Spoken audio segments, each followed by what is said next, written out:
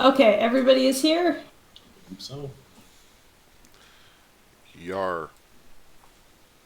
Everybody ready to go? Mm-hmm.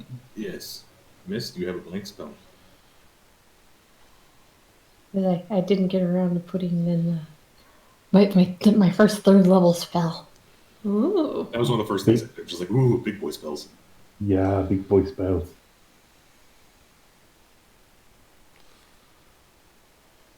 All right. Who would like to remind us what happened last week? I surfed a crocodile. Sadness was applied. Mm-hmm. Sadness debuff was applied.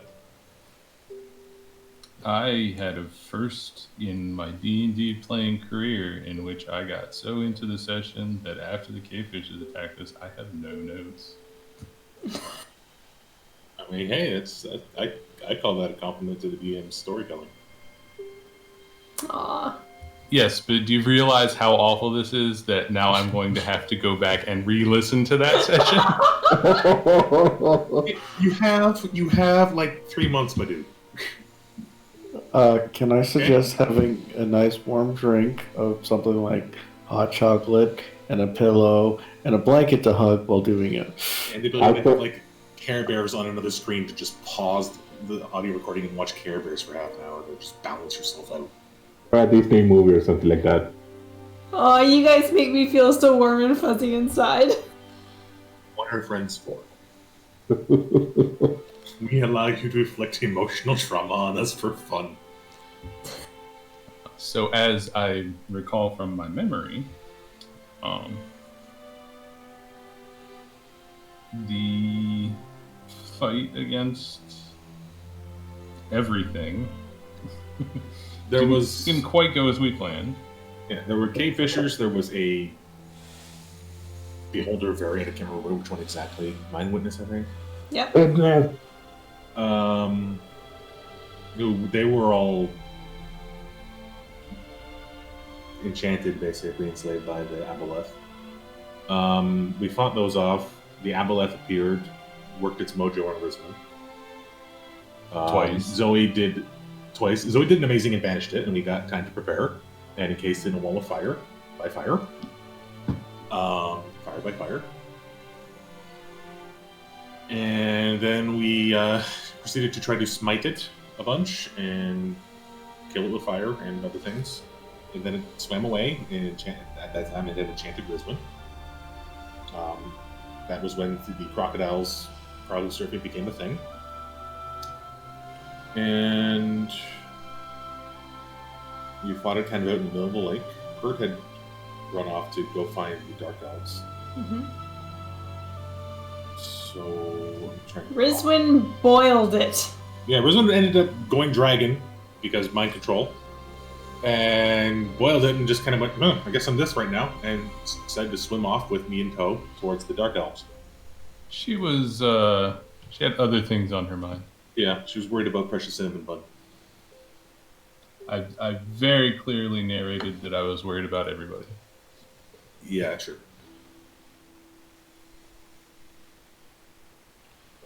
We just believe your narration. There was Phantasmal Forest applied as well to some people. Yeah, but long story short, we fought the thing. We went to save the drow, and they were okay. They saw Rizwin. Holy shit, but that also was okay in the end. I talked about asshole into moral ambiguity. We got to the city that we were meant to go. We found out the stupid plan that they had. We tried, but realized that there is no way of actually helping them. We would do more harm than good to them. So, sad goodbyes. We separated, and we came back to the surface. At some point, so we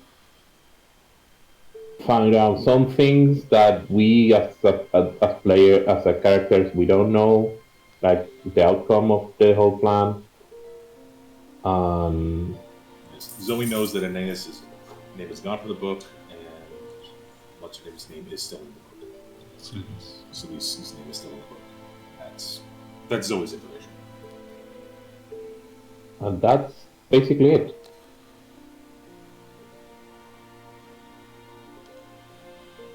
Yeah. After the better part of a month,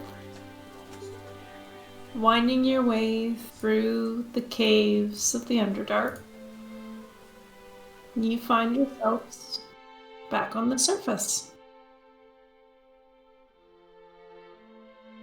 I run and hug a tree.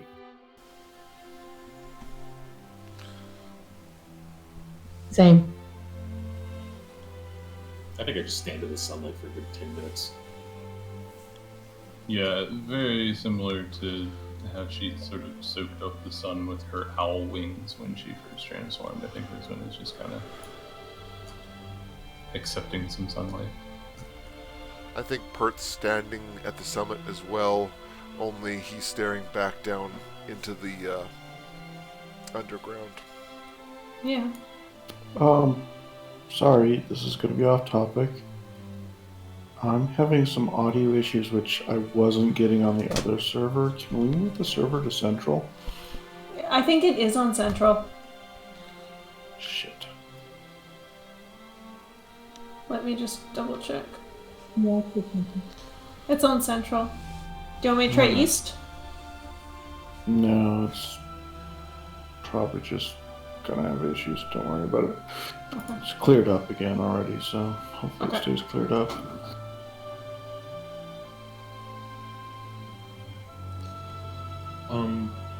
Not to distract from the story, but point of order. Did we discuss how we're going to get our horses back without alerting a bunch of mercenaries and Lear to a horrible footage? Travel there all know now? Yeah, fair. Yeah, I would suggest that we wait to do that until after we've parted ways with Melier and the mercenaries. Fair enough. Before we get too far in, I do personally feel like during the walk back up at some point, Rizwin would have asked about if Zoe could send a message or, something. If that's going too far back in time or metagaming or whatever, that's fine, but I feel like we should address that in one way or the other. Sending a message to who? To Aeneas.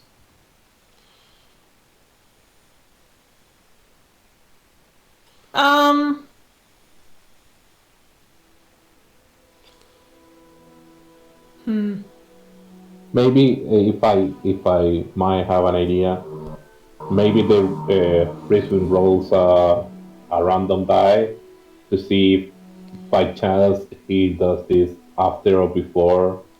There's I no mean- name. We could. I'm going to say that it.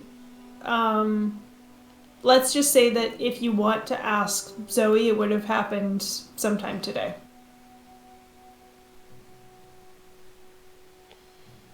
Today, as in the day we get back to the service. Yes. If that's okay. Okay. Yeah, so I guess while we're standing there, I will sidle up to Zoe and ask if she can send a message to see how Aeneas and everybody made out. They asked me to remove their names from the book.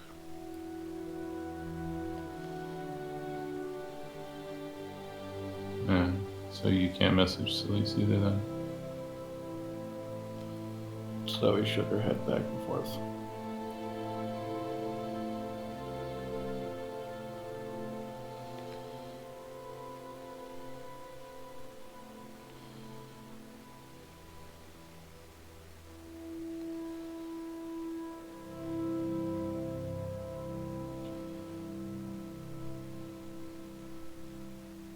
I feel like you should roll a deception against passive insight, but that's just me. Yeah, if you want Ty to roll, Ty can roll. Come on, dice. Woohoo! Okay. Rizwan does not push the issue any further.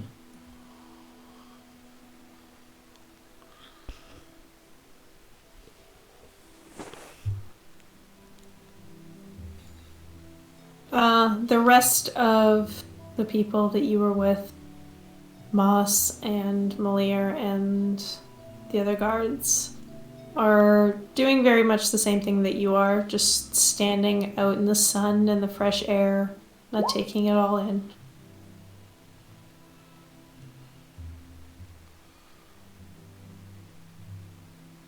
A couple of them look like they're trying not to cry.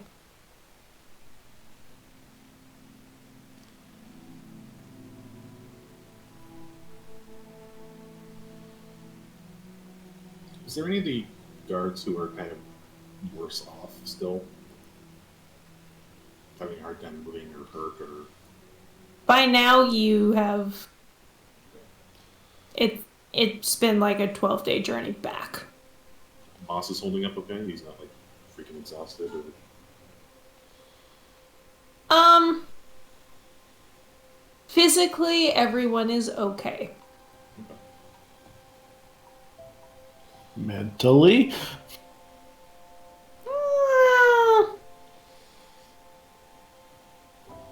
Various degrees of...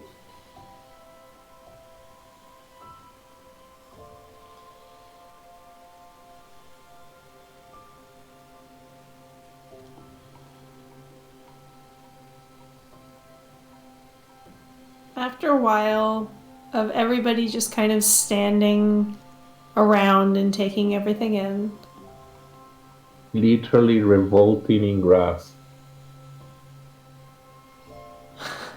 revolting? Rolling? No. Rolling? Yeah. More violent version of rolling. Thrashing. Cool.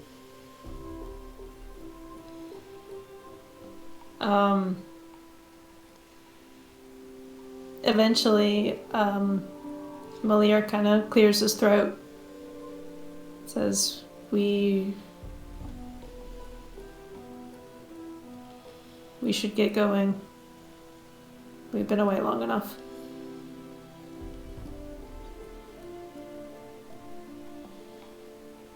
He then turns to Kamal. Where will you be going? It's a very good question. We have some supplies stashed that we have to go pick up.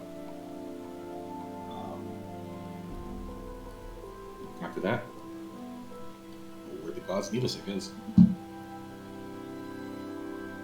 We'll probably head back to Astoria at some point for supplies. We have to do stuff with that booze that Bert has, get that more secure. Wrap up some loose ends. Right.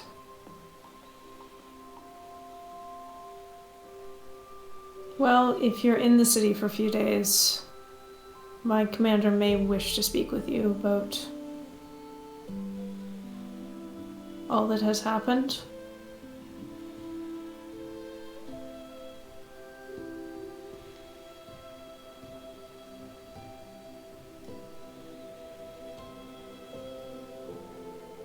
Jamie, Mm-hmm. what would be like the average salary of a guard in the city of Astoria?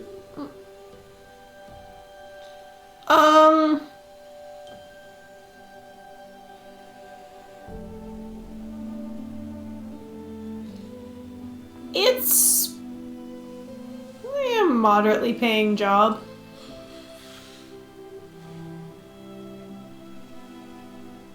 I don't necessarily have a good grasp on how much they would make in a year.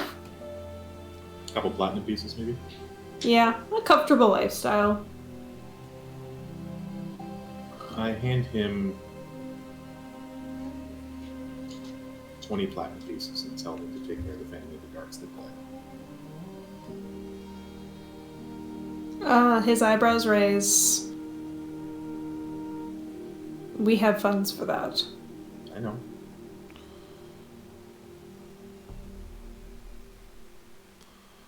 He kind of sighs.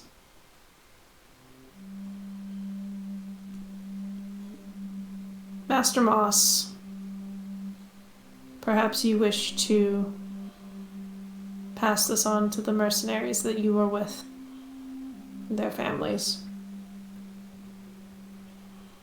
I'll nod in agreement with that.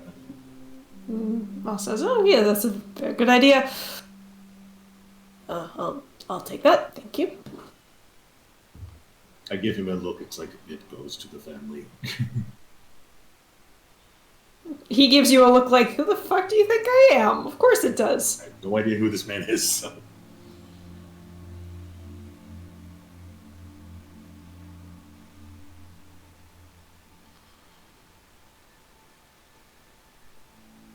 Well, this has been lovely, but I, for one, would like to see my bed.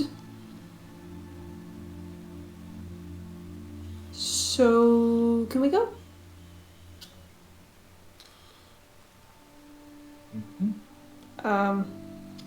I have been hovering around during all of this, and finally seem like I make up my mind and get Alistair's attention and like nod, like, "Hey, can we have a word over there in private?"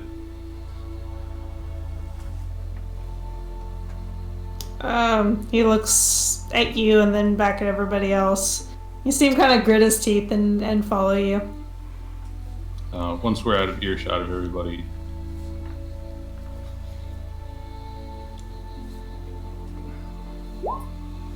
look, you're not wrong, okay?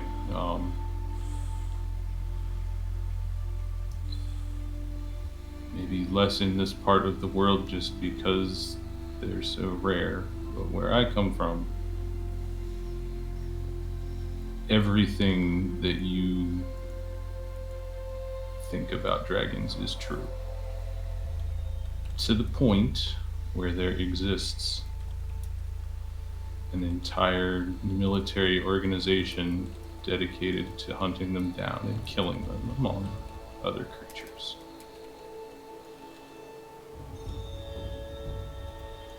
I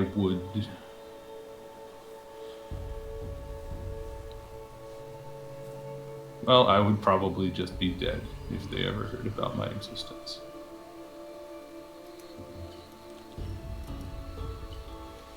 And I look at him to see how he is receiving this information. He takes a second, breathes in, and says, "Then don't give me a reason to tell them."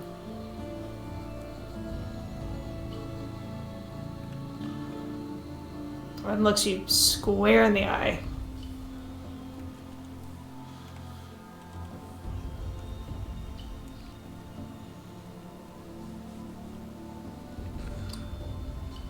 I attempt to give him a look like, "Hey, I'm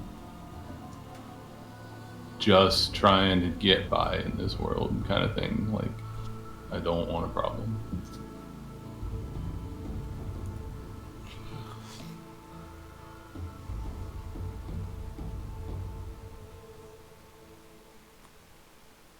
You stare at each other for like a good 10-15 seconds. And then he breaks eye contact. Says, "Thanks for the information, I guess." You wouldn't want to tell me what this group is called, would you?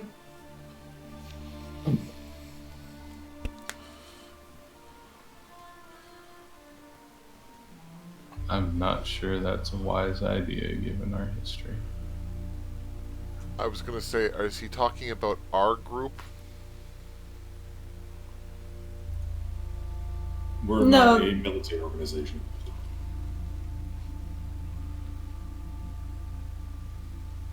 He kind of shrugs and says, "I suppose I can find out if I need to." Hello? Hello? Hello. Okay. Hi. So sorry, I was playing with Discord. I'm sorry.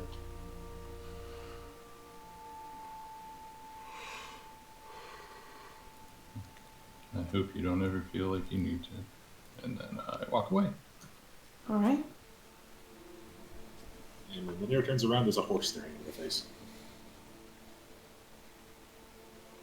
You see him kind of like jump a little bit, and then breathe out a frustrated I sigh. think at a literal point, it just coalesces out of like right in front of him, in his face. Would I have seen that happening? Yes. I would have waved you off. No, like it's not like right in his face. It's like back of the all of a sudden, ooh, horse. Where'd the fuck the horse come from?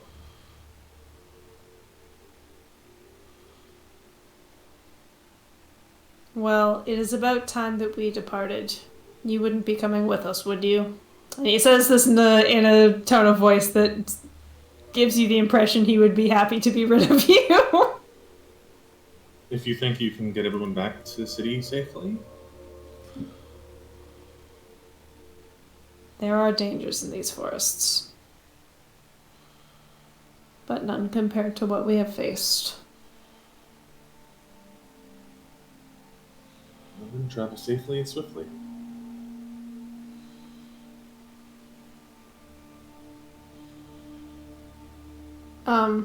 Moss comes up to Pert and kind of pokes him in the ribs.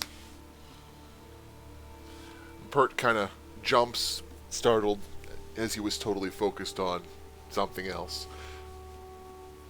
Teacher? You're going to have to find a way to deal with this. I know. I'm thinking.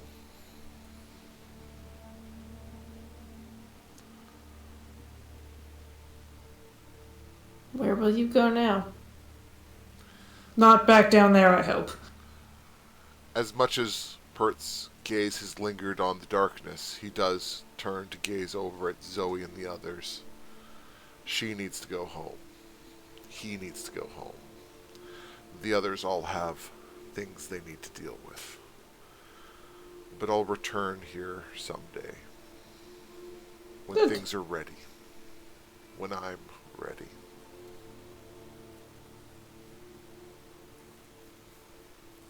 Well, I look forward to when you drop by. Of course. Thank you. I don't think I'll be going on any more grand adventures anytime soon. Pert claps him on the shoulder gently. I think it was amazing you managed this one.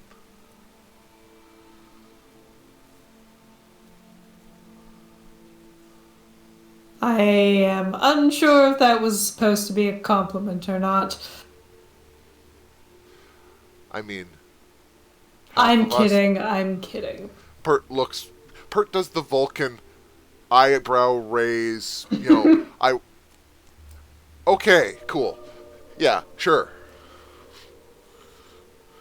Well, if you're in Astoria before you leave the area, come give me a visit. Of course. And he gives you a hug. Pert gently puts his arms back around the old man and pats his back 2 or 3 times.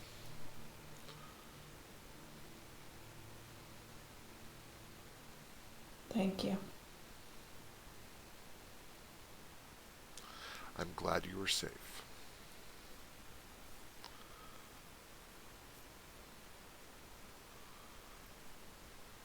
And then he pulls away very abruptly. Well, I'm ready to go.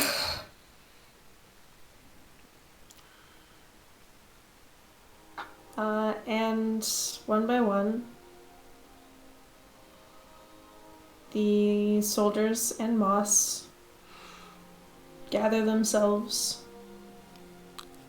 and start to head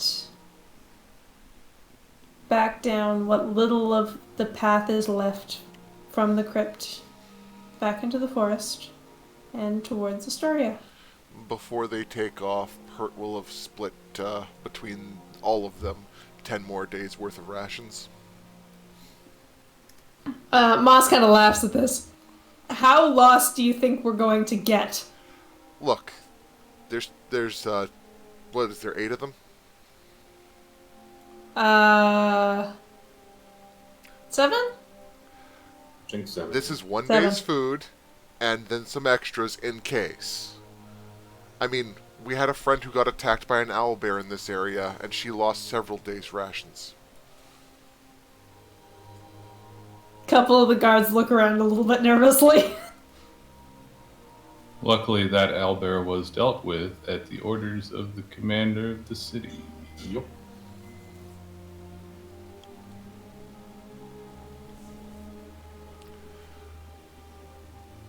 That was Well- in character. Yes. Zoe throws a mud ball at Pert's head. Just a second, just a second, just a second. Dodge.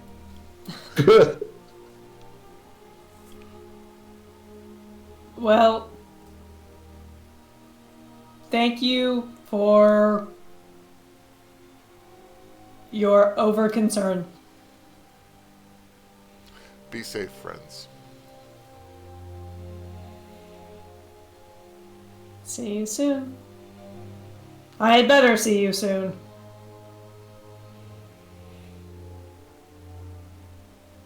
And they leave.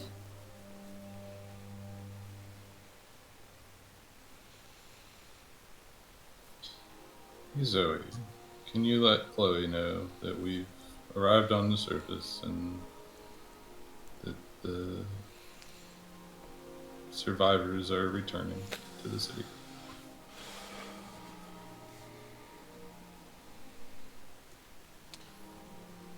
Yeah, I'll do that.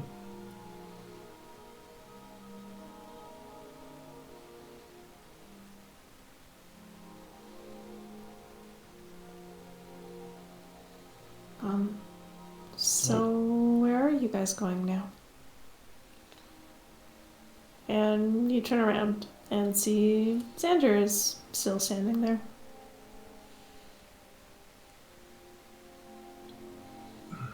I kind of look at Rizwin, since I can determine that Rizwin and Xander are close, given their interactions over the past several days, right? If you remember, they Make have a- been yeah, make a wisdom spending a lot check. of time together. Zoe looks at Xander. You should go catch up with them. You get lost by yourself. I think I remember enough. I kind of raised my eyebrow at Rizwin. I, the player, know that Selene is the deity of good aligned lycanthropes. Does Rizwin have any indication of any of that? Make a religion check. That was discussed. I don't I feel like that was discussed in the open because they used to have communications with the cleric, Yeah, it's but he died. and they were trying to find Selene's replacement. Was that specific? I thought that was just the area in general. No, that was the werewolf village specifically. Make the check again because you're trying to remember something. Again, this is a That's player fair. talking, so 10. Yeah, it sounds kind of familiar. Xander kind of shakes his head and says, I'm not going to get lost in these forests. We are.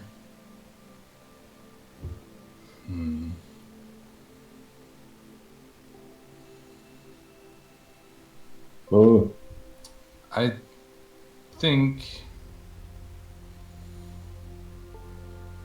it might be a good idea to introduce you to some folks. But I don't know how to do that without breaking trust.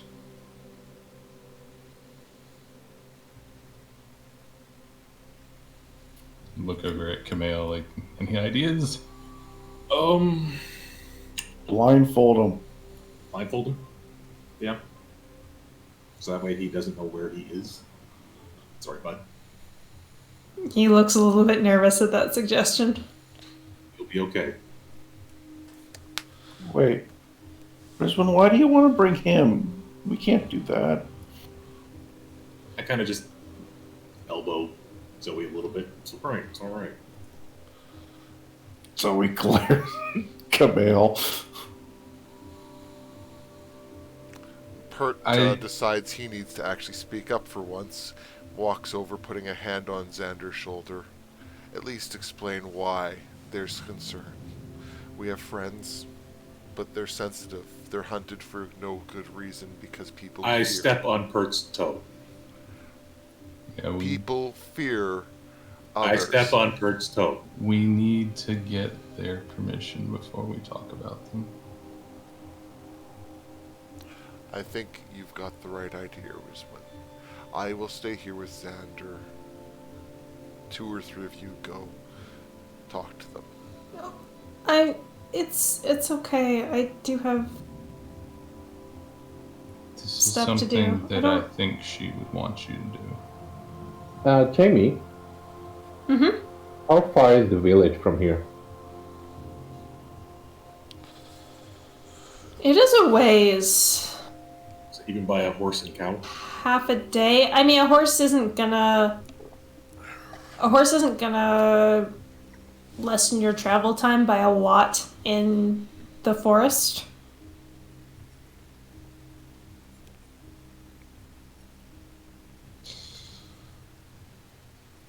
What time of day does it seem to be? Make a survival check.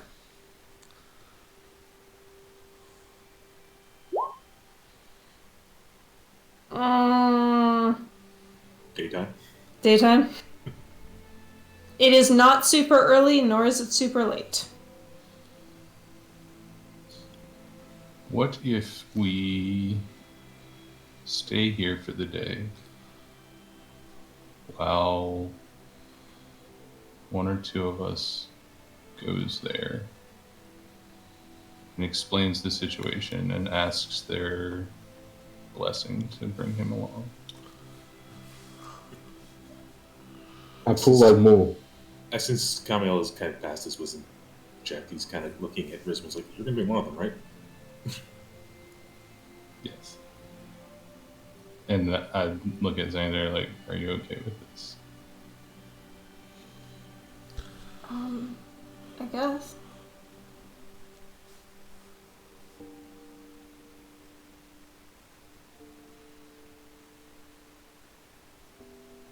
Maybe while I'm gone, have a prayer about it and see if she says anything. Okay. I guess what you and I.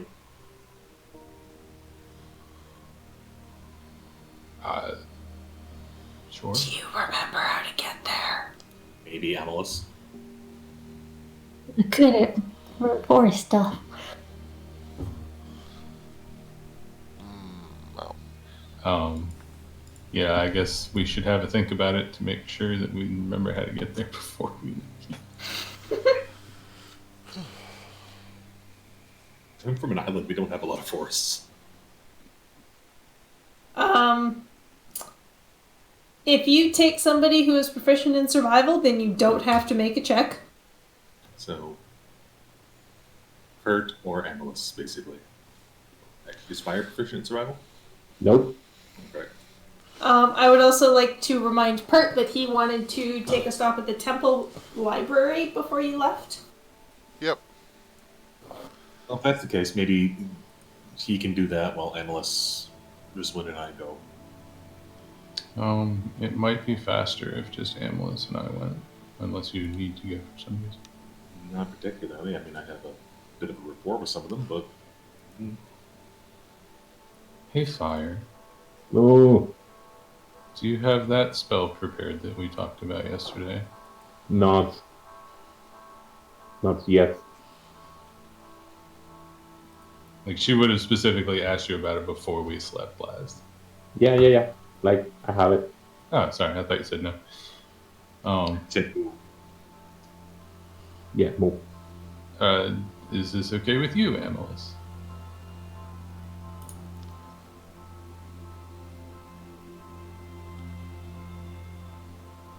Wait, which part? you The- go with it. Coming with me to the village. Oh, yeah. I transform back. Can I come too? I can only carry one. I mean, I can go myself. Oh, that's true. You can fly. Sure. Actually, You I can carry can. Melis. Yeah, I can do that. Yeah, no problem. So let me go know where we're going. I mean, right now, Okay, hopefully poof. we can make it back during the day. My You sentence don't gets think? cuts off. Yeah. Alright.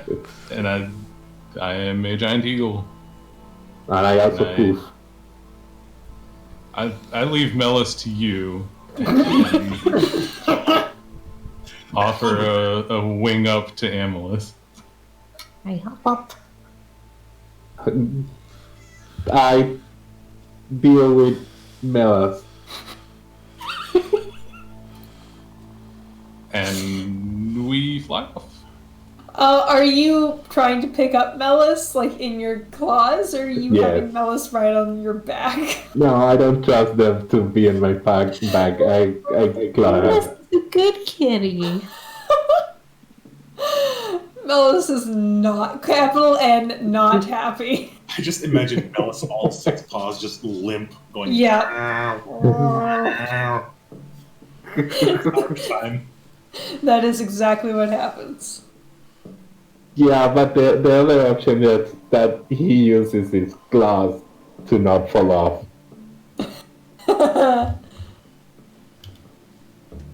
So we can have an hour No. traveling in a straight line and faster, or more if Fire wants to recast polymorph. But Yeah, I can recast the times that we need. And giant eagle flies at 80 feet normal. yes, Yeah, and given that you're flying over the forest, which is not technically difficult terrain, but it is still not the easiest traveling. You get most of the way in an hour. oh nice. In that case, let's just do the one cast and walk the rest of the way. Mm-hmm. And also, difficult terrain doesn't slow a group to travel in forest. Oh, right, because of you. And can't become lost unless by magical means. So when we arrive, I will seek out Dara. You get to Averon. There's a couple people milling about, but you know where Dara's house is pretty well by now. Hello. Yeah, so unless I spot him, just nod to people as we're going past and rock up to the door and knock, knock, knock. You walk up to the door. You actually see him sitting outside. He seems to be making arrows. Oh, I see you're back. Hello. We have returned. Oh, Lynette's out with your horses right now. Dara, there is someone who we traveled with for a time in the Underdark that I would like to introduce to all of you. We've come from the entrance to the Underdark so that they would not know the way if you were not receptive to them knowing.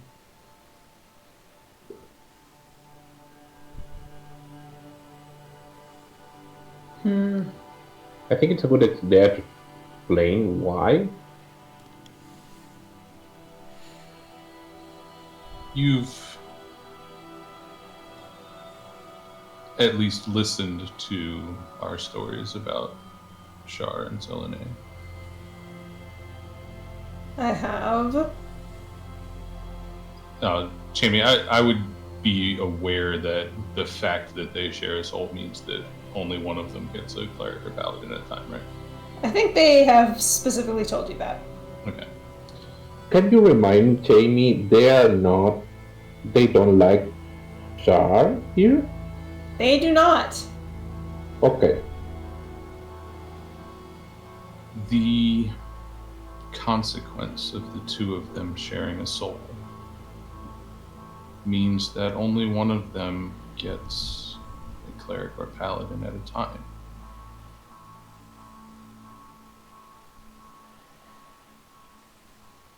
And this individual is the cleric of Shar. And you want to bring him here.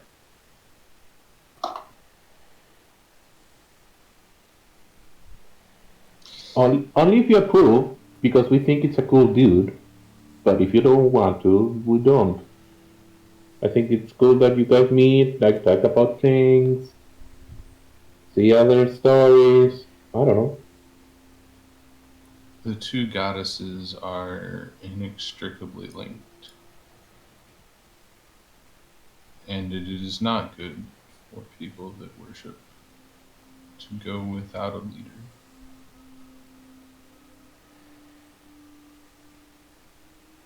Make a persuasion check.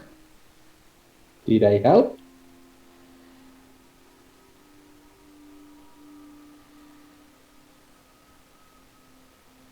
Did Quasta help? Or did Fire help? Make a straight persuasion check. Mm.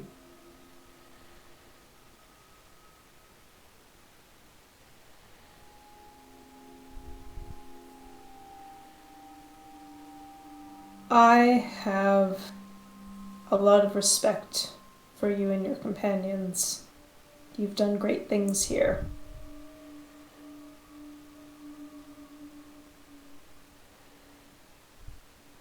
And even if I were to believe you without reservation that this is a good person, I cannot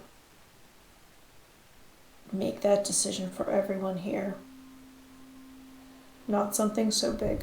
We live in secret for a reason.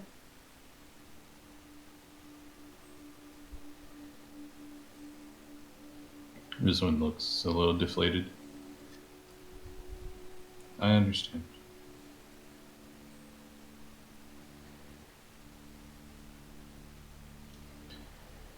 Well, Fire, I guess we should get back.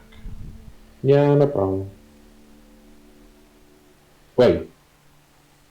Should we grab all our things? I don't think we'd be able to carry everything just ourselves, would we? And I they're mean, we out also of they're We out have a of bunch of town with horses. the horses. we have a lot of horses. She said that they're out of town with the horses. The horses are still Oh. in the meadow. Yeah, Lynette is making sure that they don't run away while they're grazing. Oh, I misunderstood. I thought you said Lynette was out with the horses, as in she took them away for a Yes. run or something. Yes, she's out over there.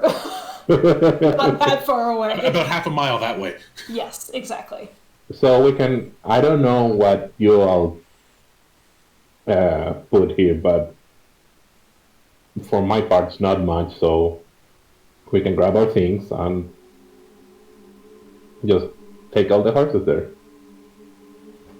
That's a I very mean, groovy. yeah. I If feel that like makes that's sense. something we might have discussed as a contingency as a group. Yeah, you can absolutely take your stuff, take the horses. Animals, While- do you think we'll be able to make it back before midnight or something?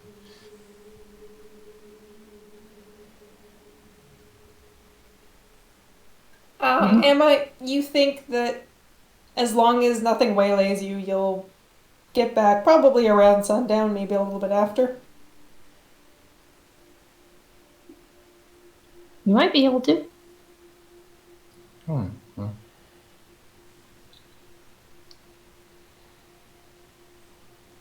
I know we've been gone for some time. Did the coin that I gave you before we left? It was Last. more than enough. And the coin I gave them before we left. I think like 3 of us gave them coins, didn't we? Yeah. I give them plants. I do thank you for helping us out in this way. We managed to save some lives down there, so That is good to hear. good was done. I would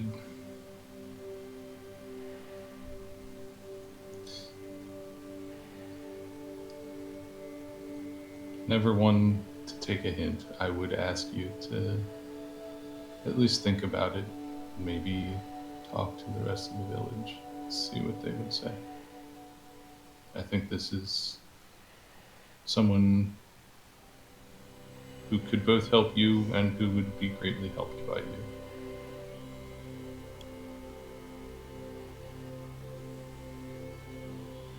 I shall bring it to Severa when she is feeling well. Is she okay? She is. Well. She is old. Hmm.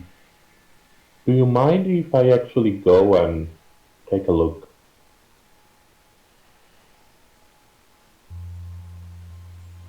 He smiles a bit. I appreciate the sentiment. But I don't think there's anything you can do. Okay.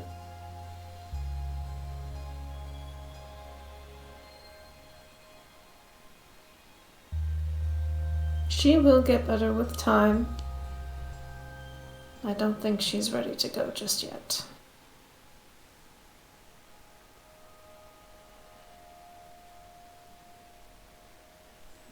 And I give him like a half bow and we'll go collect the horses. Alright. Darrow asks a few questions about the Underdark. I tell them this is awful. Never go there. Awful. I don't plan on it. But yeah, I mean, I would certainly answer any questions you want. Soon enough, you come upon all of your horses who are grazing in a clearing. Lynette is sitting under the shade of a tree. Just sort of zoning out a bit. Not quite sleeping, but not really doing anything. She smiles when she sees you and waves. Wave back.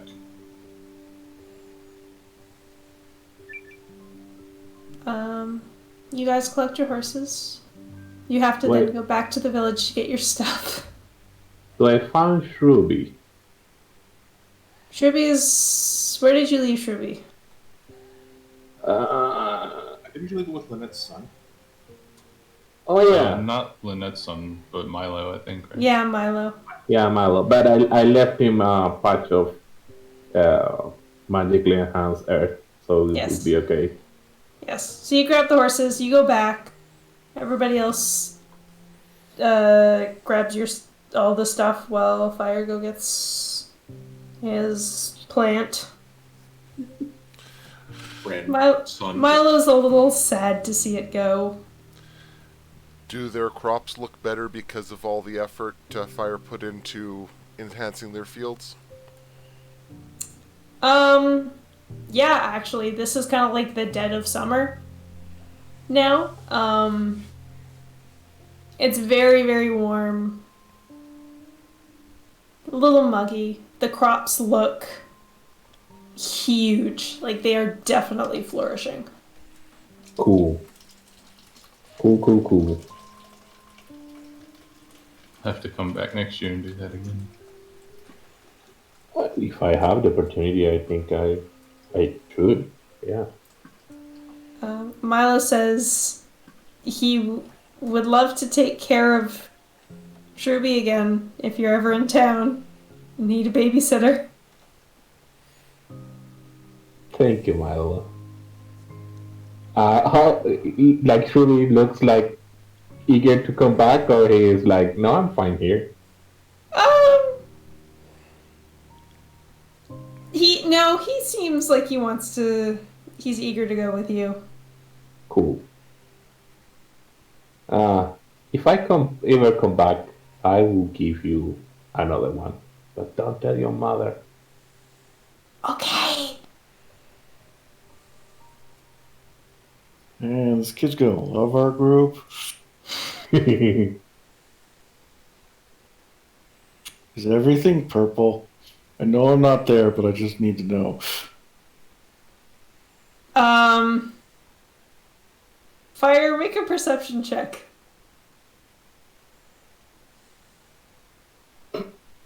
Macau. There's definitely a strong purple presence. Like their chairs are purple, and this really nice purple wood dining room table. The kid's mother hates us. It only lasts an hour. An hour can be an eternity. Unless you have anything else you want to do here, I think you guys grab your stuff. Yep. And head back to the temple. As quickly as we can. What are the rest of you doing in this time? Probably spending time with Ramiel, to be honest. I missed him. Mm-hmm. I think Zoe might be sitting down and glaring at Xander, despite the fact that she doesn't know why she's doing it. Oh. Pert will actually probably ask Xander if he'd be willing to help him catalog the library for the Underdark, for the temple, I mean. Sure. Seems like a big job. Even just getting a list of the titles, I don't read Elven very well. And Undercommon, obviously, I've only had a 2-week crash course. But if we can at least go through them and find if there's any relevant books, I would appreciate the assistance.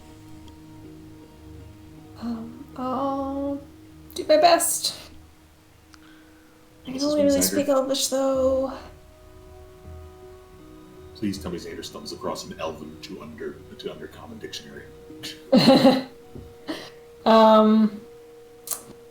Make an investigation check, Bert. Advantage? No, because you've already been through these books once with somebody who speaks Elvish. You want to say something, Ty? So Zoe, in her very, she's not gonna let this boy help when she's the one that should be and ask for help, will volunteer her service, as she has, she can use a ritual to be able to read any written language. In that case, I think once she makes the volunteer, Pert will say, great, then we'll sort the books into 3 piles. Those we can read, those we can sort of read, and those we can't read at fucking all. Without the spell. Exactly. So that way Zoe can look at the titles and just go, nope, nope, nope, nope, nope, nope. Oh, that one is interesting. That one is interesting. Blah. Mm-hmm. Speak clearly, David. Alright, then I will get Zoe to make me an investigation check as well.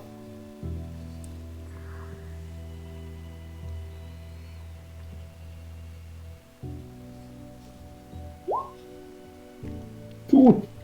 Zoe spends all her time glaring at Xander. Pert, you, in and amongst the books, some are in common, lots are in Elvish. You do find some that are in Undercommon.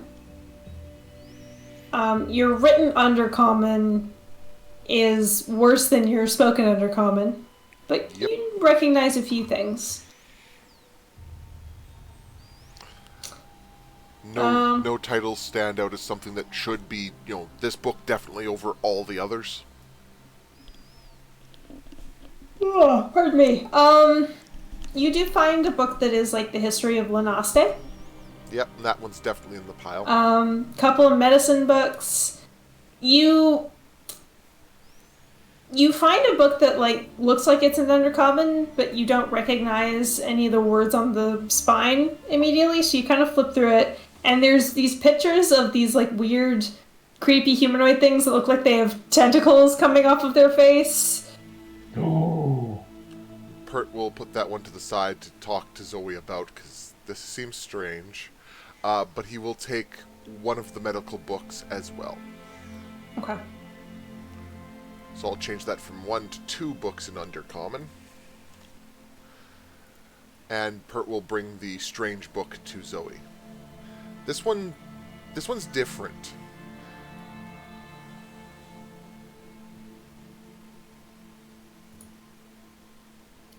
I guess so. He has a look at the book.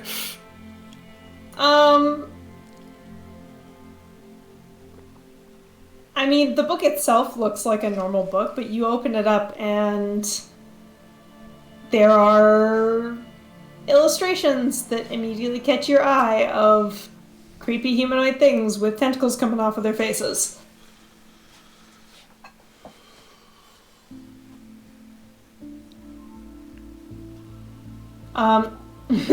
Yes, you can. You have the comprehend languages spell. Wrong button, sorry.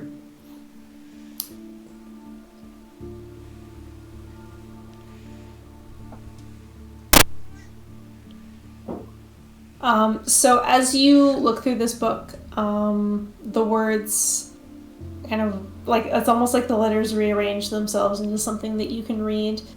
This is a book about a race of creatures called the Illithid that apparently live in the Underdark and like to eat people's brains.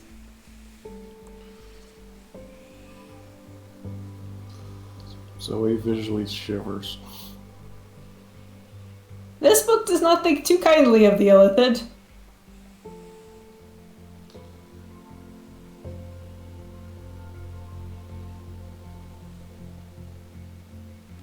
Is it possible to insight the book?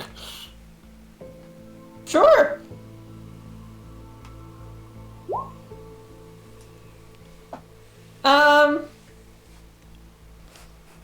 I mean, anything that eats people's brains and looks like that, like...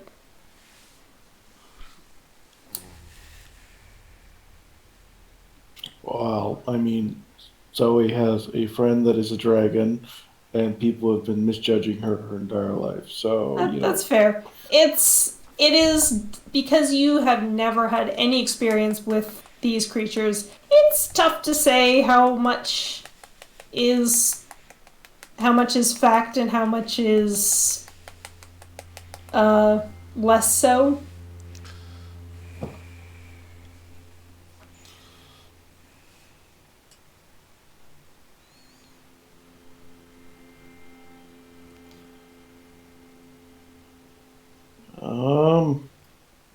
So the book is about brain-eating monsters. Wait, are they monsters or are they creatures? Like, are they monsters like unthinking, or these are like conniving creatures? Yeah, like more like conniving, intelligent monsters. Should we take this as a warning then? There's more to the Underdark than even we saw. I feel like we knew this. Xander, opinions? I mean, we didn't really see that much of it down there. We could have been entirely in the Drow's territory. These other people could control half the rest of the Underdark, and we'd never even know it, I guess. You're right. Do we want to keep this just as something to study? I can carry it if you think it's an extra load.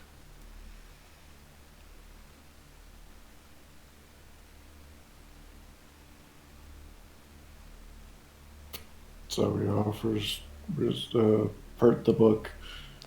Pert. So. Yep. So Rizwood is very good at carrying stuff if you need.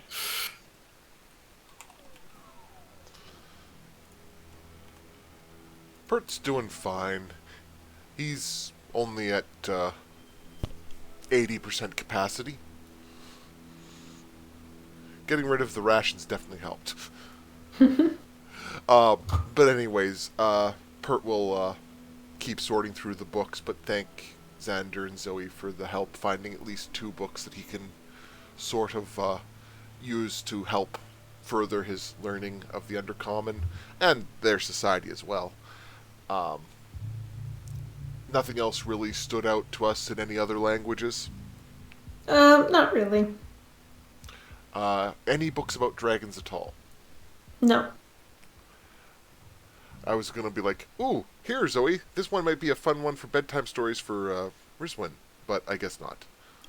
So, yeah, with that done, then Pert will just finish sorting the books and actually write in common a list of all of the titles as best he can and leave that somewhere relatively near the door of the temple, so the next time someone else shows up, they can be like, holy shit, this is cataloged? Do you make a Dewey Decimal System? No, but he does at least organize them in language regions.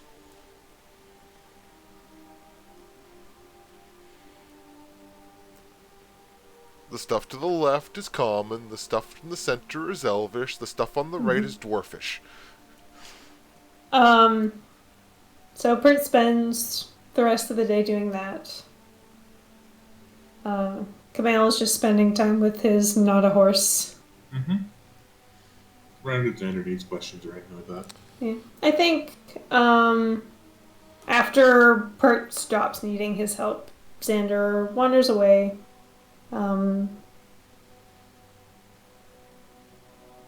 He ends up in sort of the main the main portion of the temple, just sort of sitting on the ground and looking up at this giant statue of Shar.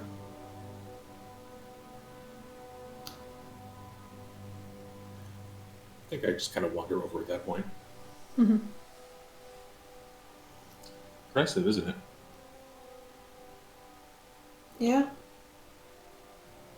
She's not nearly that big in person.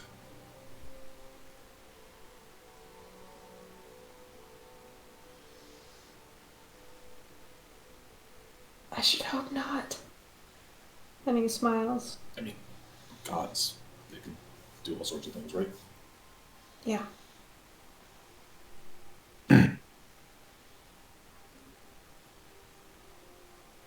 I'm just kind of just sitting down beside him.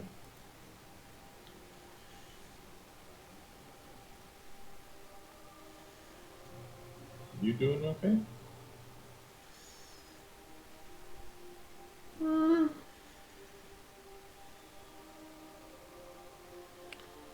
Yeah. I'm glad to be back. I miss the sun and the air. Like wind. Oh my god, wind. Yeah. Didn't you miss wind?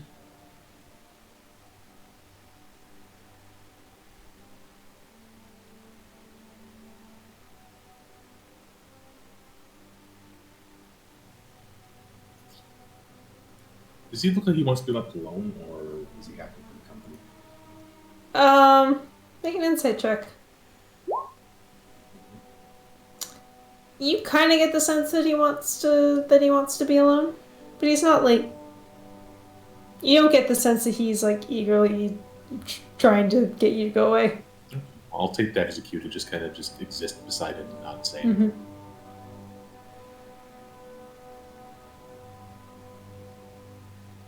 Eventually, the sun starts to set, and you hear the sound of many creatures slowly tromping through the bush. And it is all of your horses and the rest of your party.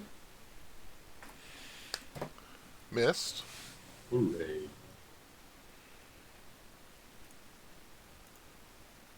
Set.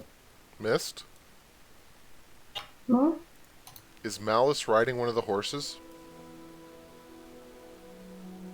That's just ridiculous.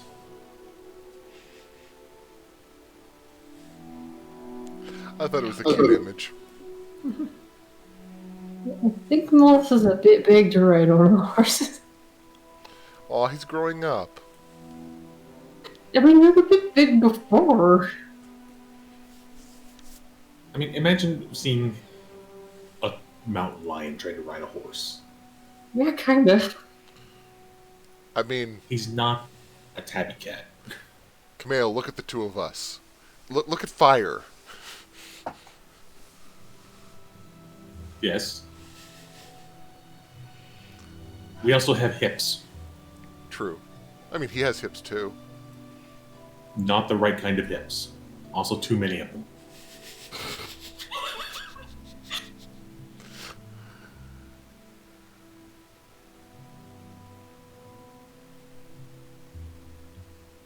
And I'll just start help.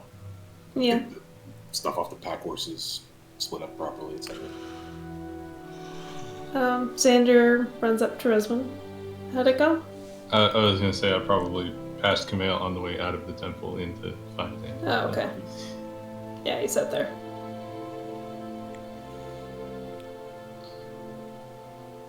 Oh, unfortunately, I guess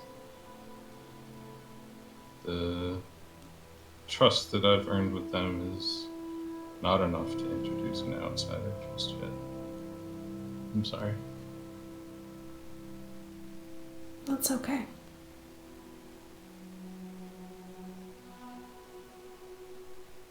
Thanks for trying.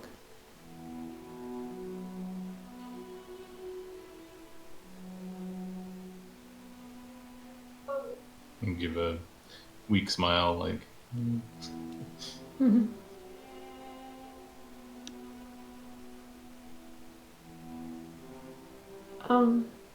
Are we staying here for the night? I think it's probably safer. Well, not that the darkness probably poses much danger to us after that, but Can always get unlucky. yeah. Might come across all manner of strange creatures in the forest. I've heard rumors there's a dragon that wanders them sometimes. He smiles.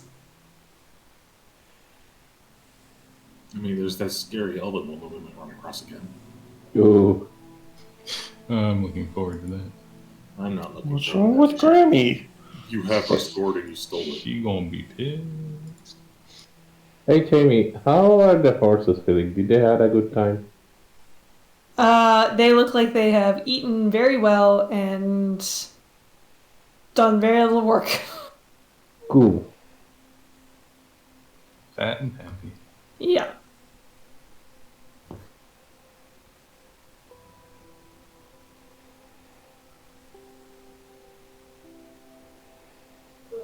Well, I guess.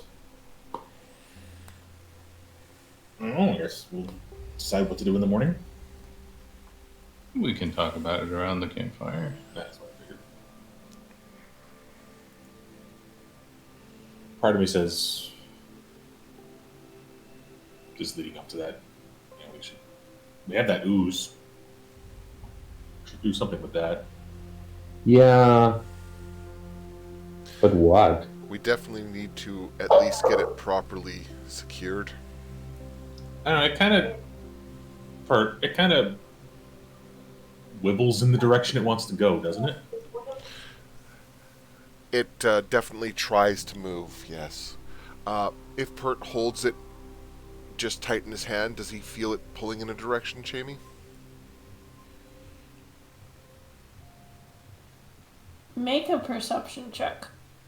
Ooh, I'm good at that.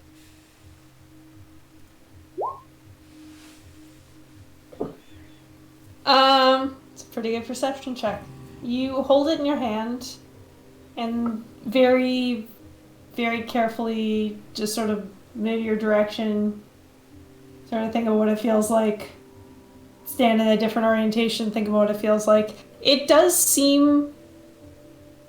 You think it's pulling, or it seems to be like trying to go in a particular direction, but it's very faint. And you know that, like, if you're not just sort of standing there, really concentrating on it, it would be basically impossible to tell. And what direction is this faint hint in? Northwest, but more to the, so like west northwest. And based on world maps, is there any actual country in that direction? No. Okay. So Pert will take his time doing this while the others are chatting around the fireplace. And at last he'll return uh, with the vial put away securely again.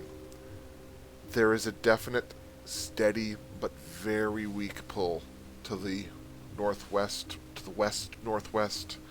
It's I don't know of any country in that direction that it could be pulling towards, but perhaps some remnant of someone's magic experiment gone wrong. Maybe we can get back to Astoria with it and figure out how to use that effect and amplify it to make some sort of ooze compass. Yes, I just said the word ooze compass. Don't No, give no, me don't worry about it. I was thinking human ooze compass earlier, so.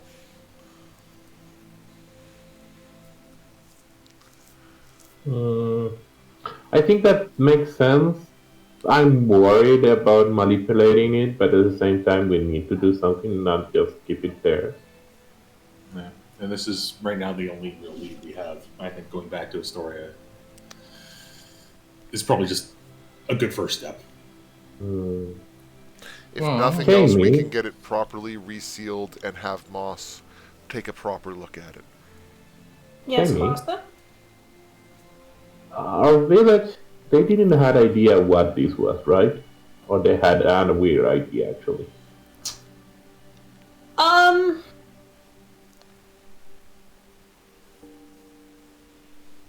Make a wisdom check.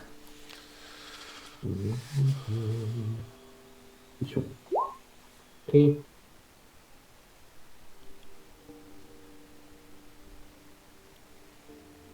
They very quickly sort of jumped from this thing attacked us and it hit Amalus to Amalus is now cursed. And you are unsure if that is because they knew something that you didn't, or if it was just fear and superstition. Feel the beans.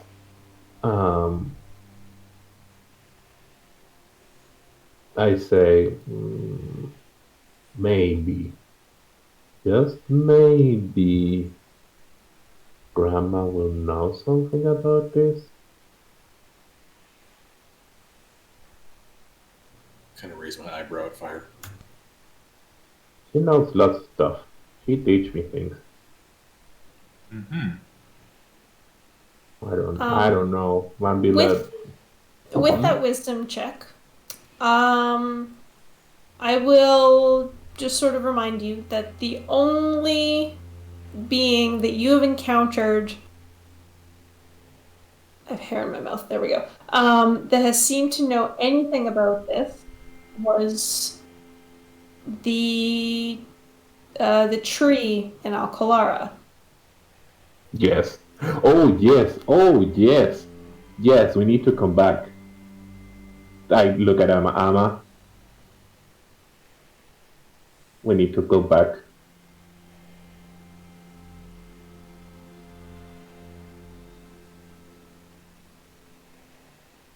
Looks around bewildered.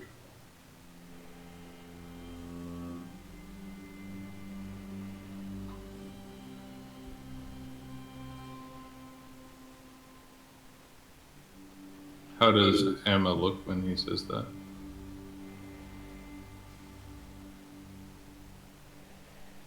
Brain doesn't work.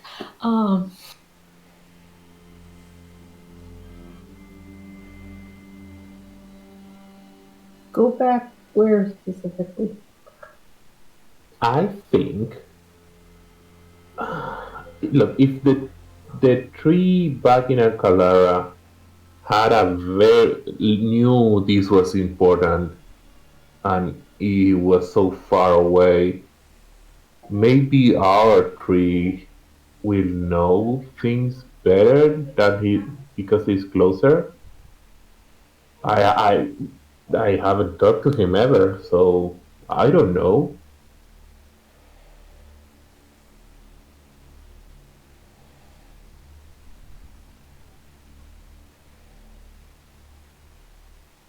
And I explained to the group. So I don't know if I told you guys before, but the tree we found in Alcadara, in our village, there is a similar tree that's I believe you mentioned that, yes. like the base, the main part of the village. And I was too young of a druid when I lived there to do anything about it, but now I could come back and talk to it and maybe know something. The other tree was the one that told us that we need to solve this, so I don't know. I don't know what it could possibly say, but it's an idea. It sounds like a promising lead. Yeah. There is the issue with Amma, though. Mm-hmm. He's kind of not allowed to come back. Why is that? I look at Amma. Something happened. Could you elaborate?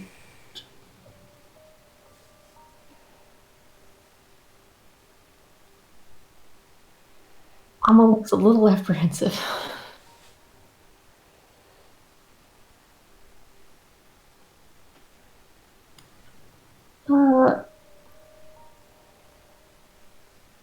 Well, there was this thing with a boar near the tree, and I'm not allowed to go back. Makes rolling hand gestures like, and what thing? Like, was it a sacred boar you killed and ate? No, like those other boars that we fought. So you got, what, like touched with the black ooze?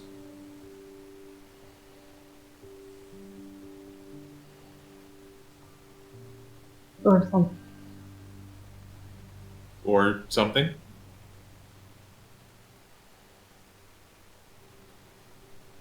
I don't mean to pressure you, but, information for this would help us. I don't want to walk in blind.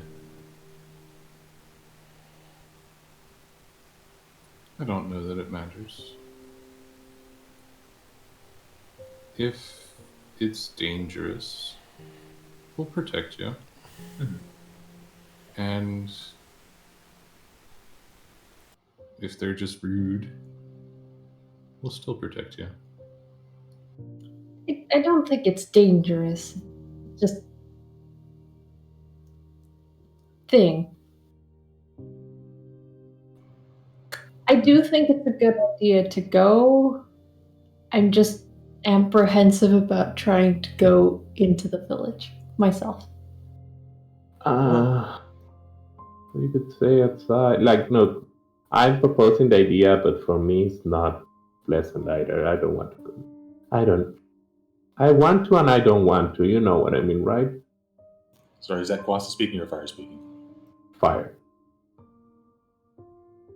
I think this is a case of need to versus want to. We have to do things we need to do all the time that we don't want to do. Plus, if we're just going there so you can talk to the tree fire, there's no reason to have all of us go in. I'd be happy to stay out with him.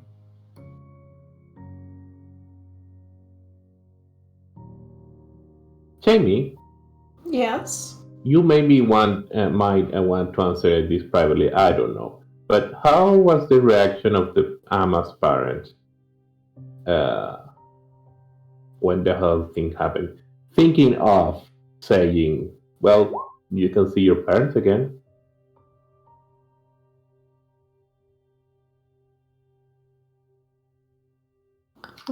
Looks very wistful. You want to know how Emma's parents reacted when when he had to leave? Yeah, because I don't. If they are like, if they were like, oh my god, like, oh, I'm so sorry that this happened. We will miss you. I will say that Yes. like you can see your parent again. But if they were on the same band of you need to go, then I wouldn't say that. I mean, they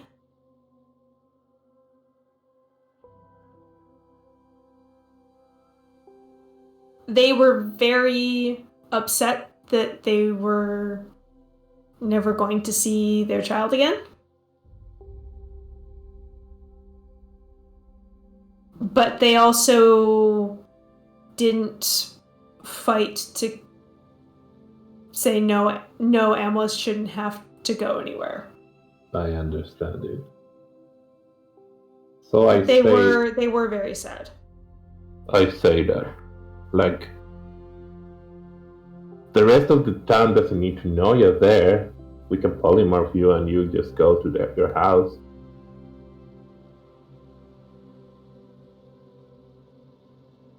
Or we can try to figure out what's going on and resolve it peacefully. Yeah.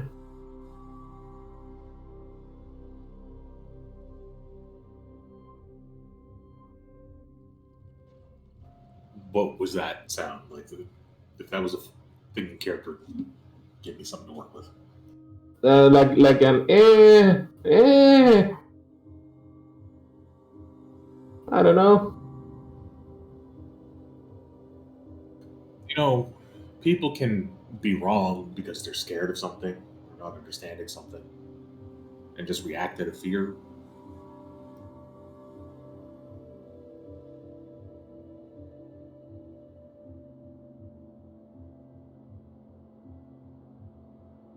I don't know how saying something, how to say in specific, but you will, out of the conversation, have the sense that even if Fire is having the idea and trying to convince Amma, he is also not pleased with the idea of going back.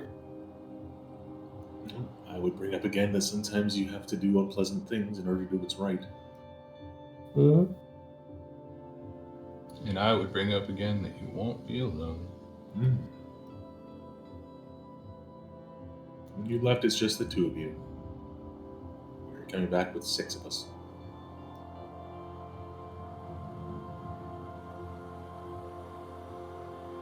And we've probably seen a lot more of this world than your village has, no offense. And probably dealt with a lot more. When you said 6 of us, Rizwan just kind of like 7. 7. I mean, assuming that looks back at Xander is coming along. Why is he coming? Because he's a cool dude. Because he's a good person and he's useful. And Jamie, he's- I've never. Sorry.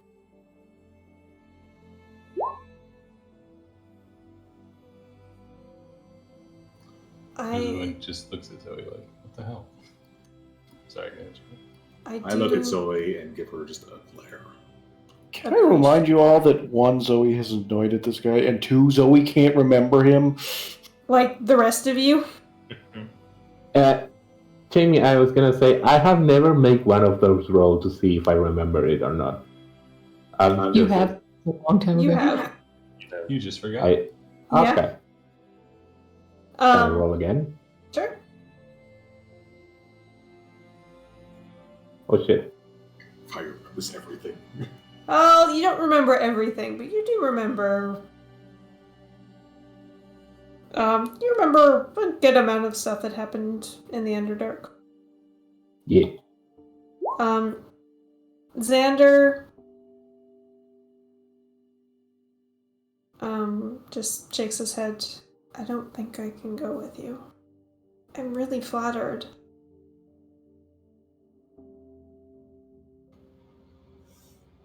I nod sagely. It's like I think I remember enough to again put 2 and 2 together again. Maybe. Maybe. So do you have somewhere do you need to go, friend? Maybe I can lead you in that direction? Well, I think I just need to stay around here for a bit. Here, like here in the temple? No, I have some family. Oh shit. I never thought about that. Yeah, you should see them. You've been Yeah. through a lot.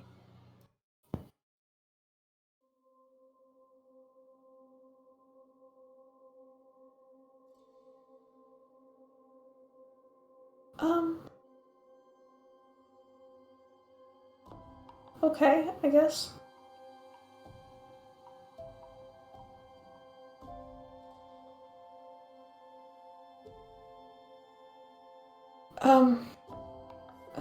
Thank you?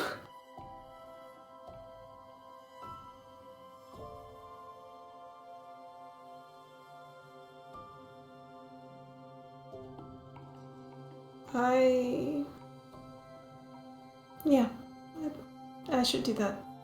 Thank you.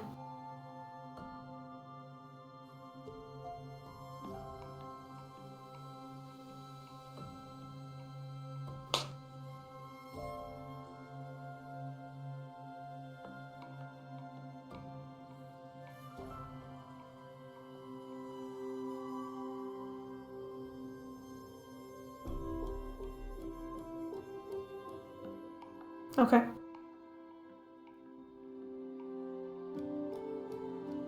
So Zoe's convinced that her entire group has gone insane and pulls out her lute and goes off and plays it by herself. I will help Pert with his forms. Hey, Rizwin. Hey, what's up? Do you want an hour before we go to bed? No. I'll wait for her. Okay. She's kind of staring into the fire right now. The campfire. Mm-hmm. Okay, I'll bite. I'll sit with her. Wanna talk about something? Oh, no, it's okay. It's just dark. Okay, let me know. Thank you.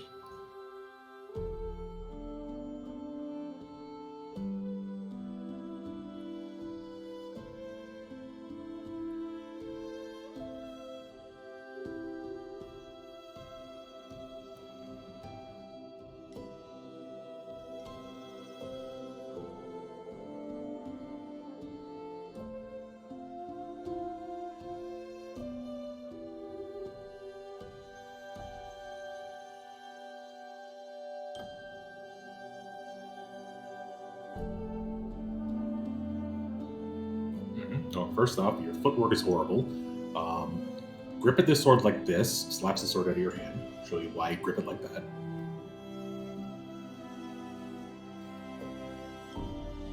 Sounds like Camille's a tough teacher. Mm-hmm. On your breathing wrong.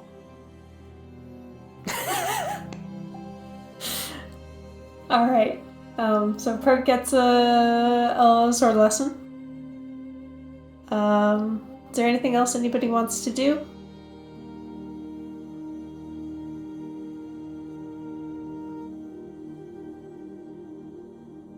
I'll take that as a no.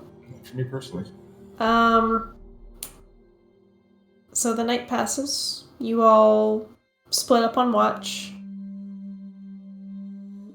And it's a little weird now to be on watch and to hear owls hooting, bats flapping through the night. It's oddly lighter at night than it was in the Underdark. It is. Sorry, I probably should have said something. So Zoe plays music through the entire night. She does not sleep. And does not look like this is an issue.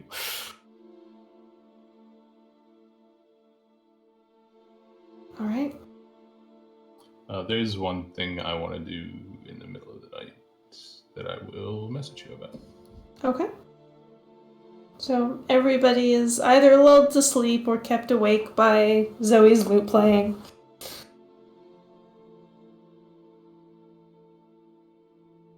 Zoe, by the time the sun rises, your fingers really, really hurt.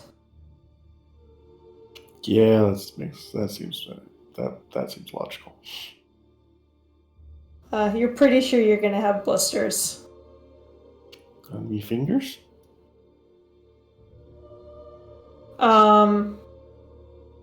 Just on your left hand, I think.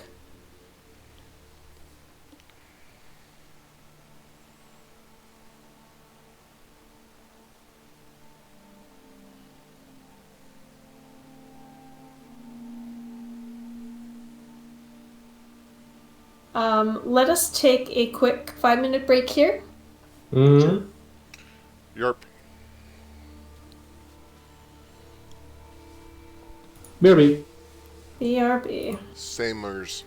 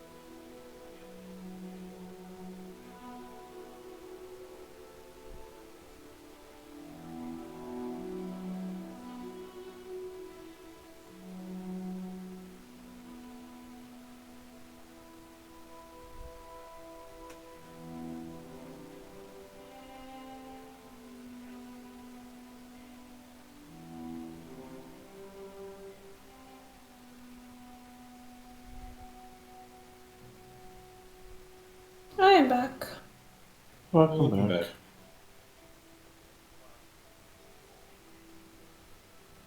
I am back. Hi, back. My mom is making wafer cookies covered in chocolate. Hell yeah. Mm. Covered in chocolate. Yes. My three Three favorite of- words. I was gonna say 3 of Jamie's favorite words.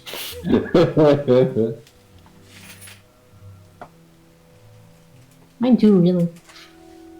Honestly, all of us. Let's be, it's chocolate. Yeah, you can have it like a little higher, a little lower on your list, but it's really always in the top tier. What's top tier? Chocolate. Things Oh, covered yeah. in. So it's actually not that high on my list. It's okay to be wrong. I prefer sour treats to sweet. So, chocolate covered Sour Patch Kids?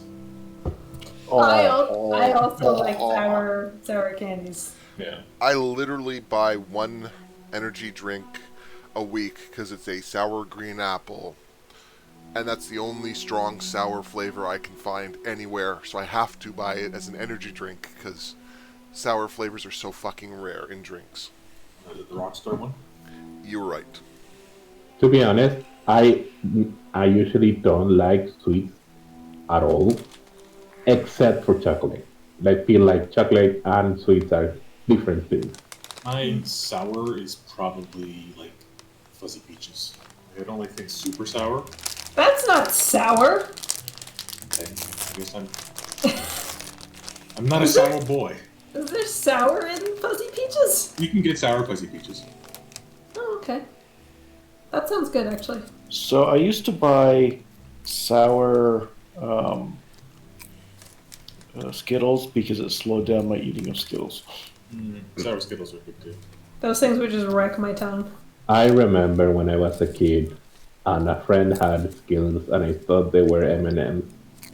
And I grabbed a bunch, thinking it's M&Ms.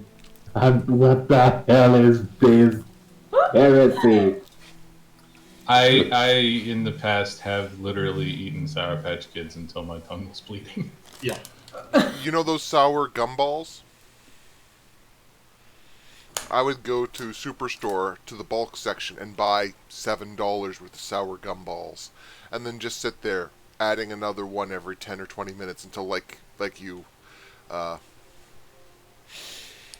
Question: is sour like acid, like lemons? Yes, it's a combination of citric acid and something else. Okay. Anyways, let's get rolling right along.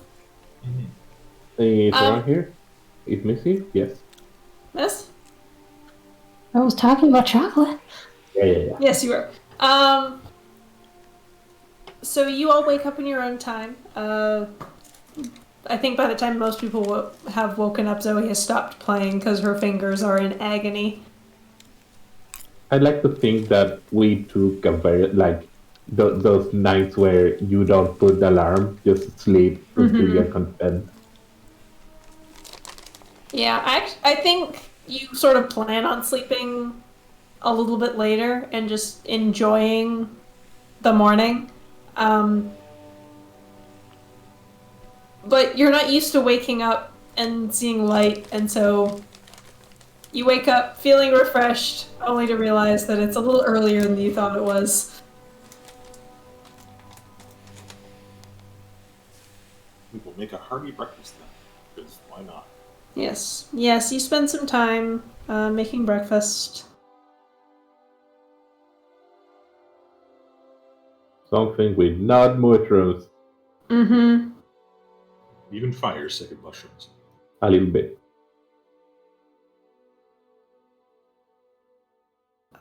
Let's just see if I recognize who the half elf is in the corner. Yeah.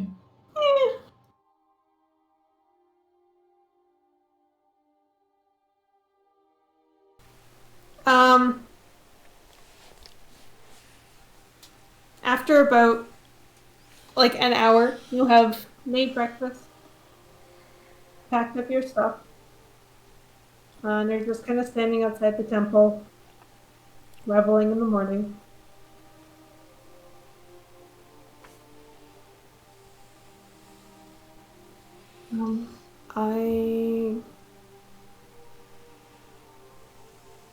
I guess you guys should get going. Mm-hmm.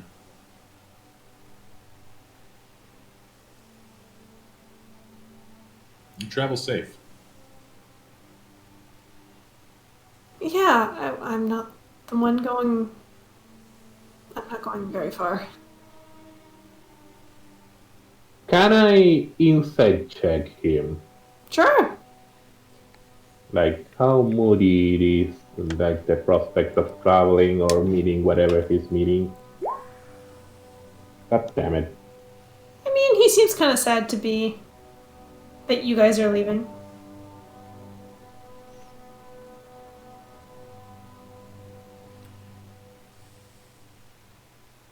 Well, Well, up when you're in the area, I guess. Sure. So, Zoe's convinced her entire party's gone crazy and casts Dispel Magic on Rizwin.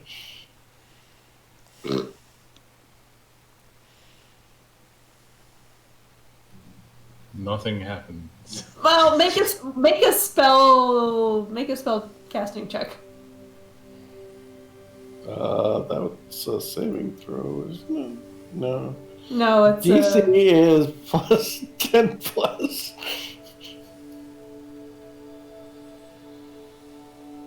Wait, what? I just want to see if Zoe could potentially dispel the transformation. That's possible? I don't know. I just wanted die to roll. 17. I don't know if the magical or +1 works on this. So it's either a 17 or an 18. No, 10. 10. That's the damage roll. Oh, fuck. Why did I get those backwards in my head? Because I wanted it to be higher. So I nothing failed. happens. Kind of Zoe like she's crazy. We've never met this person. He just kind of showed up one day. Why are you all treating him like he's been traveling with us for weeks? Because he has been. Well, He has not been.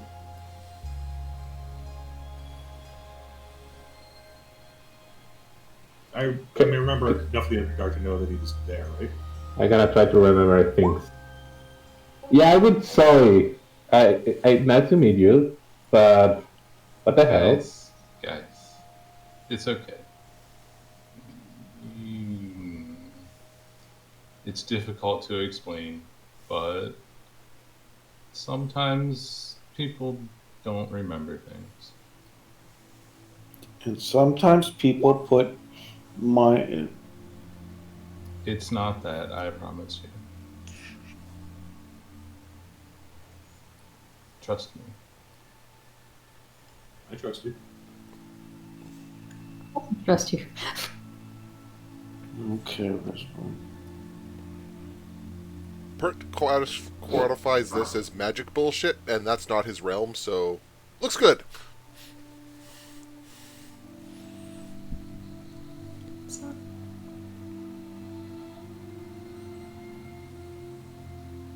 Do you want to buy a Heart Hydra? Oh my god. Fire. No one wants to buy a Hydra heart. Been around for Barbecue it. months. We're not barbecuing the Heart Hydra. We know it can be used as a powerful spell.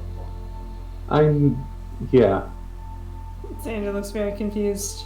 And then you see him kind of tilt his head and look off into the middle of nowhere. Do you guys hear something? Perception? Make a perception check. Nope. Nope. Yes. It's 13 miles to the due northeast. Pert and Rizwin, you both stop and listen, and you could swear that you hear something running through the forest. Towards us? Kind of towards you. And as it gets a little bit louder and a little bit closer, you feel like you could just hear this very faint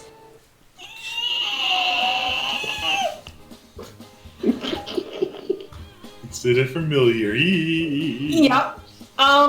Everybody sees, like, maybe 100 feet away, a very large owl bear with a goblin on its back just running, like, making a beeline through the forest. This goblin is just, like, bouncing up and down on the back of this thing. I look at Hardy and look. It's like, that makes sense. They're back in the area, I guess. Sorry! Open arms. Rizwin sighs audibly. Yeah, I think Kamiel just kind of Leaves. What? The goblin's a friend. Oh. That's a strong word. It's a strong word, but it's Because he's a strong friend. Hey! You hear more stomping, more hoofbeats, and traveling along the same direction, sort of running perpendicular to you. You see a pony and a really large dog, both with goblins on their back, running after the owl bear. oh good. They have mounts now. Oh yeah, they needed mounts. I've been they- running from something, like it's something chasing them. You don't see anything, but they run like sort of perpendicular to you, and I guess like the stomping gets quieter and quieter, and it gets louder and louder and louder as you see Zoe the owl bear running through the forest towards you. Zoe, put your pack behind you. Zoe left. Gone. Zoe's nowhere to be seen. Do they look like they see us, or are they just kind of stomping around? Zoe does sort of like one of those skidding stops when she sees you. And Magluviet, who's on the back of Zoe, is kind of like spinning in little dizzy circles, going, falls off the owlbear. Uh-huh. Yeah, go on, hug over. You notice pretty immediately that the owlbear has like little lumps on her face. What? What kind of why? Like she might have got stung by some bees. Oh, nothing. How recently? Pretty recently. You think cure wounds or lesser restoration would be better for this thing? Cure wounds, probably. I cast cure wounds. The owlbear seems a lot less agitated. It kind of headbutts you a little bit. No, friend. I will, somewhat begrudgingly, I guess, help Magluviet up to his feet. I was just gonna pick Magooblian up and put him back on the owlbear. Thank you. Oh, it's you guys again! It's you again. Yeah. Hello, fair friends! You seem to be well. I see you found some other noble steeds. You say as the pony and the very large dog come trundling up behind. This is important. What kind of dog? It's very important. A mastiff. Okay. Okay. The standard small creature type now. Yes. The the dog comes up to Fire, who is near Zoe, or kind of cuddling with Zoe the owlbear, and sniffs. Hey, dog. And then starts licking your hand. No, pets all around. That's what I'm thinking about. He's not that fluffy.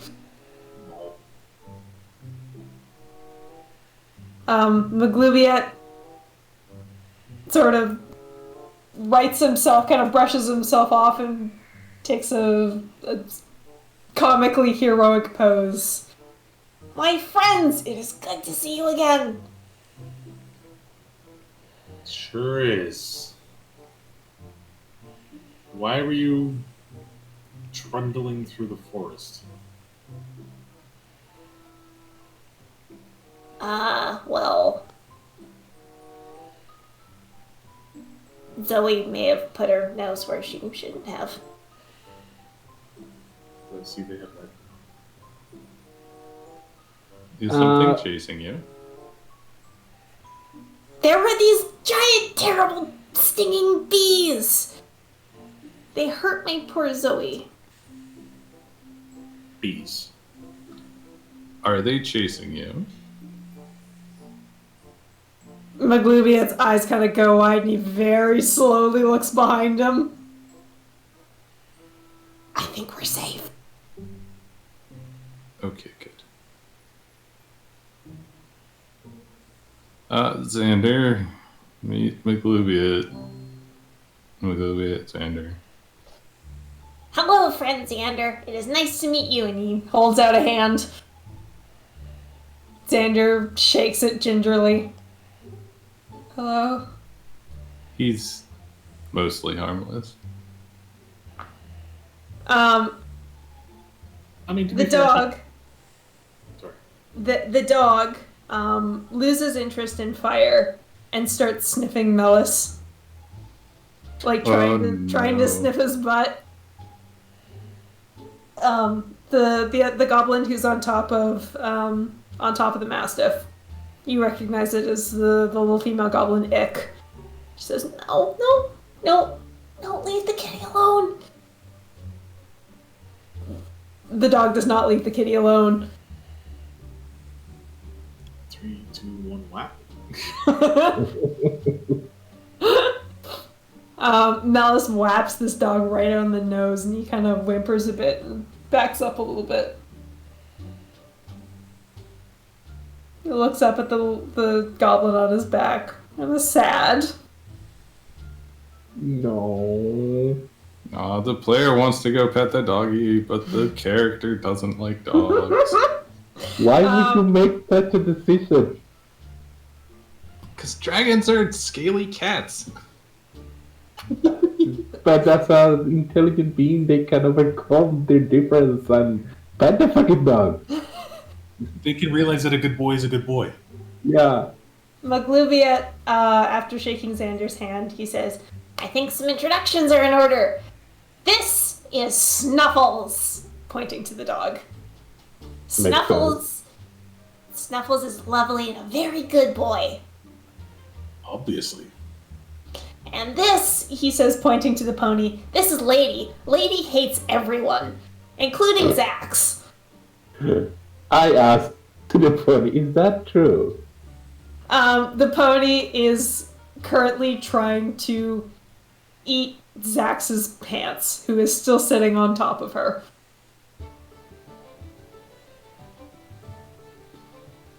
And she just kind of gives you a stink eye. I will walk up and stand in front of the pony and make eye contact and just see if there is a mutual understanding there. Make an animal handling check.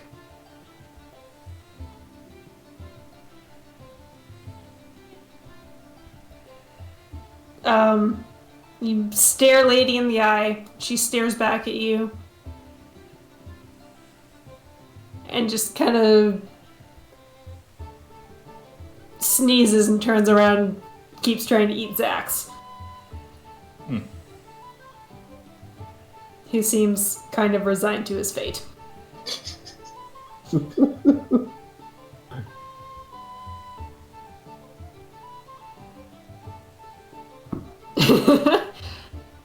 So Zoe isn't with the group? She probably is trying to hide her. She doesn't want to get her food. She's probably Food eaten? Yeah. off to the side and making sure her backpack is not in line of sight of Zoe. I mean, last time Zoe interacted with Zoe, no rations were eaten. Yes, but Zoe is not in a very good headspace at the moment. Magluviet looks around at everybody, finally sees Zoe the human, and like throws his arms wide. Zoe! And runs over to you. Zoe blinks and I guess gets balled over. This goblin cannot bowl you over.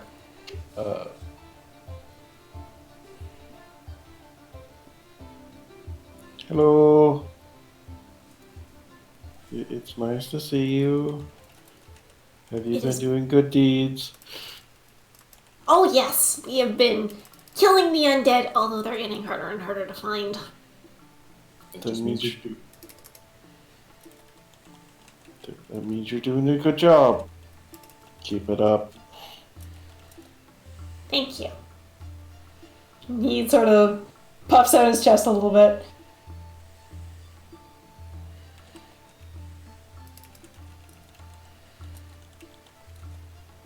Have the people of the area been giving you trouble?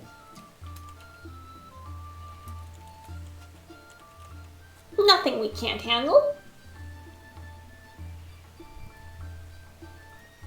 What do you It mean kinda- by handle?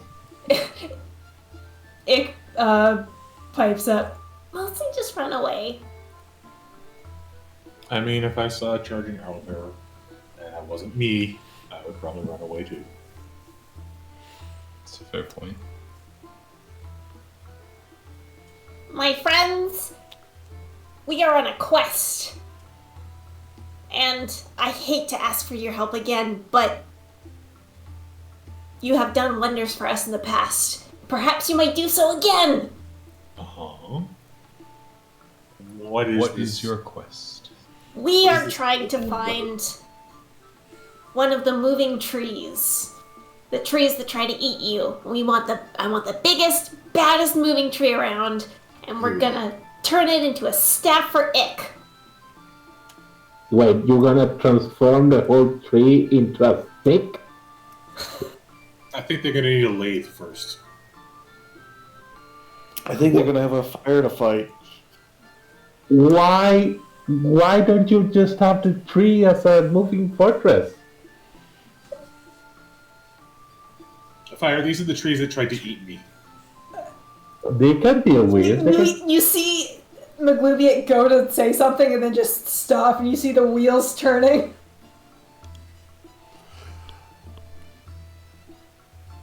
I do not think Zoe would fit in one. No, that's fair. But if we are to be the best warriors we can be, we must have the best weapons. And a staff made out of one of the most bad evil trees. Does that not sound like a perfect weapon? Redeeming an evil tree staff for good? Yes. Sure. I'm trying to remember. Can this guy actually do magic, or does he just It hit can. things with the sticks? It can do magic. She's like a level 1 druid. And if nothing else, it would give Lady something to eat other than his pants. Jamie, remind me. I like that idea. I think to remind that at some point, way early, I stopped some trees to fight us around this area, more or less. But they were kind of assholes. Like the stuff was, if you don't stop, we will kill you, something like that, right? Not like being reasonable. Wasn't that up in the village, the ruined village? We've made a pathway in through some living Sounds- trees. Vaguely familiar, yeah. I remember fighting some animate trees. There are animated trees here. They don't tend to be the big like Maglubiet will tell you that they have found a few around, but they are not as big and bad as Maglubiet thinks is worthy of Ick.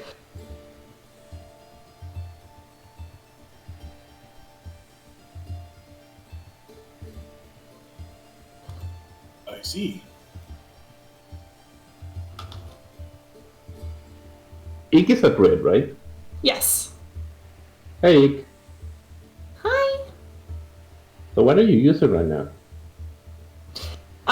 She pulls out a goblin-sized staff that looks like it's made from maybe like a birch or something. It looks like it's seen better days. Hmm. Yeah, I can understand why you need a new one. I mean, I look at the party. I got my staff of a magic tree. Kind of makes sense. Yeah. Also, But it was a gift. not every tree is a nice tree. You know? And I wouldn't dare to ask for another one for a friend. it's something kind of personal. Also, some of the trees are assholes. They are. Just annoyed because you got eaten by one. And you would be too if you got eaten by one. That was a bush, not a tree. Whatever. Plant. Bush shake his wibbly face at you. Yeah. And let's be honest, these people have done good in the region. You see him choke back on those words a little bit. I mean, yes. Like, he's not trying to be mean or callous. He's just like, he's having cognitive dissonance with the fact that a bunch of screaming goblins are actually doing good for the region. Like, his brain just breaks slightly thinking about it on a fundamental level.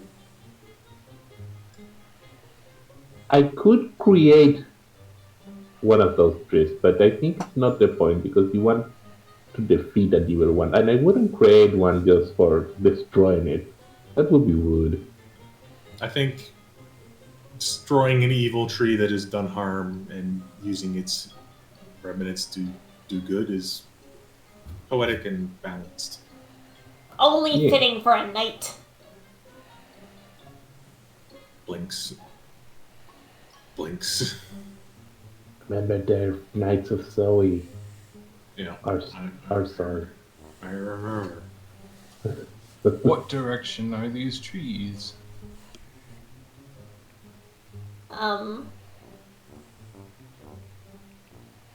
Well, you know, You don't know. I know one when I see one. Okay. Actually, at this point, Xander, who looks like he's trying not to burst out in laughter, pipes up. If you're looking for the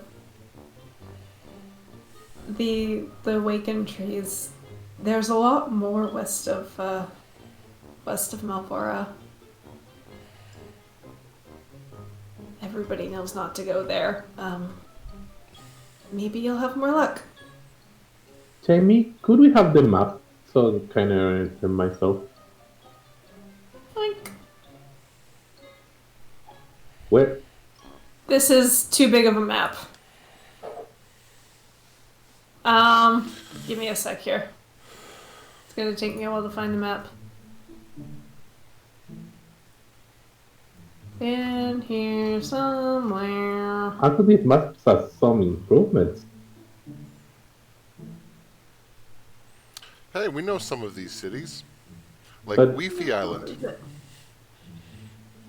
the Leafy Islands. That's a very small map. Whoop, Map? Where? And it's on the wrong side of the ocean. whoop. There. Aha. So, you are. Can everyone see? Yeah. Mhm. You are like here-ish. And it's not on the map, but Malvora would be here. Malvora was the village that got destroyed by Sontar's army. Mhm. So somewhere Oh. out in like this area is what he's talking about. So Where is- just past the mountains, kind of. Mm-hmm. Where is our village? Village is like off the map over here. Oh, your village? Yeah, Yeah. It's somewhere like down in this area. Okay.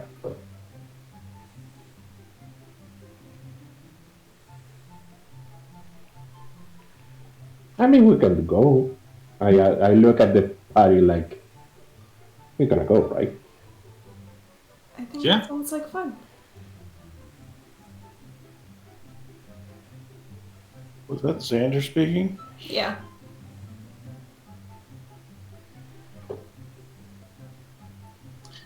I think we have a quest. Excellent. I see you all already have your own mounts. Yes. This horse This is back horse. This is not a horse. This is Muffin. I don't Come know. on, Muffin! Yes. Yes. Gee. And I don't remember the other names. This is Asir. Dear?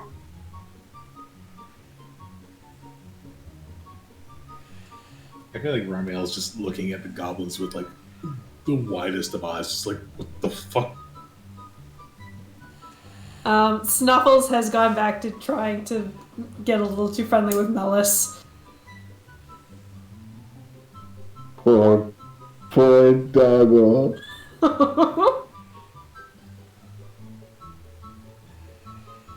Whimpering, he goes and sits by Zoe, who has learned to tolerate his presence.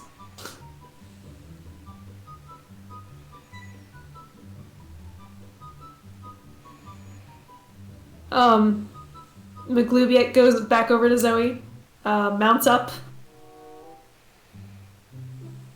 sitting as straight as he can on Zoe's back. Well, my friends, shall we go? Grab my lance and get in the saddle. Yeah. Perch finally stops feeding Zoe rations. How many days did she eat? How many days did you give her? Until she stopped eating. I had 30. I don't know if the owlbear knows how to stop eating. I think she probably ate about 10. Alrighty. Oof. I had 30 She rations on doesn't- my horse. I mean, come on. She does move a little more slowly after that. Alright, so the group of you start moving through the forest to the west, where Xander pointed out. I want to do something while we travel. Of course. I'm gonna cast Speak with Animals. Okay. And I'm gonna have a little chat with Lady. Alright. Hey. Hey, Lady. What do you want? I want to know, how are you?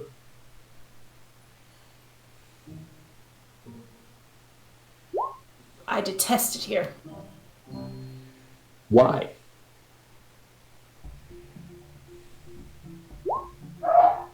I don't know, I just do. Oh. Snuffles comes up to you. Hi. Hey. Hi. You know that when you just put the hand on the head of the dog so the dog stays still? Yeah. I do that and keep talking. So, are you feeling well? I talked to Lady. You feeling well? Do you have cold? Do you have some warmth? Do they make you work too hard? Well, we're always out and about, but I suppose there's enough to eat. Mm-hmm.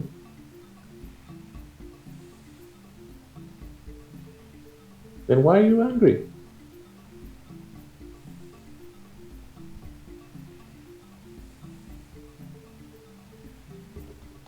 I don't know. Are you angry What about at these- me? No, I've Okay. got these weird little rat creatures riding all around me. Well, try to do like a little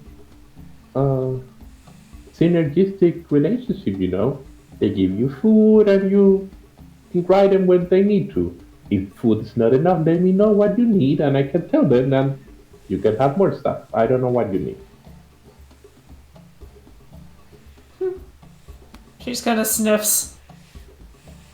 Hey. Pet doggo. Oh, yeah, that's good. Oh, yeah. You're my best friend. I feel like this spell has the downside that I hear all the conversation of the horses while we travel. Uh-huh. Yeah. a little too little problem.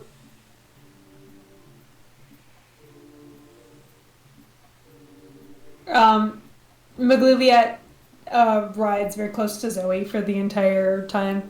My lady, what sort of adventures have you been on?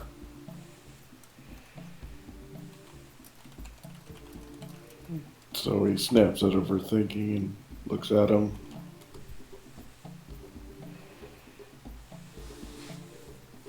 Very, very weird ones. Crap, when was the last time we saw him?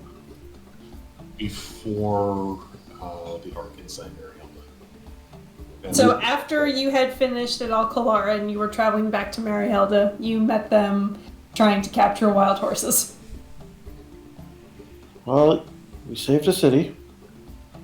Weird things transferring come from another plane. That sounds scary. It was giant. Were they undead? They weren't undead. What are they classified as? Abominations? Demons, you hear from the back. You think everything's a demon. No, I very specifically know that they're demons.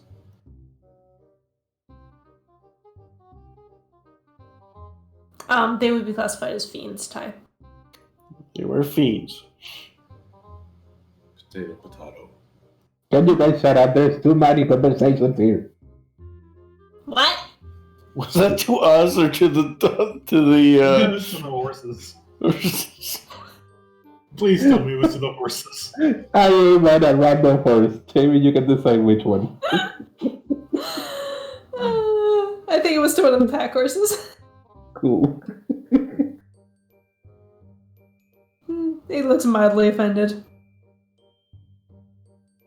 You're the reason we have all these pack horses.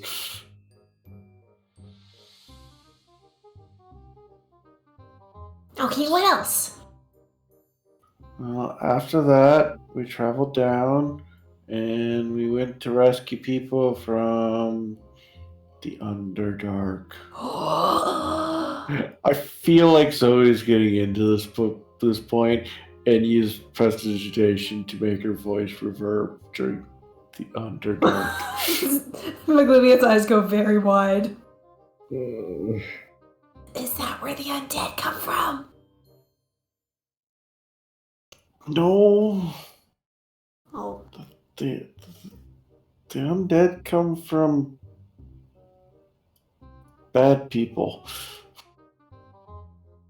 oh. I think. Hey, Camille, where do the undead come from? That's a very intense theological question. Something, bees and necromancers. Something necromancers. Oh yeah, they come from him and points at fire. Hello! You make undead? I mean, can yes.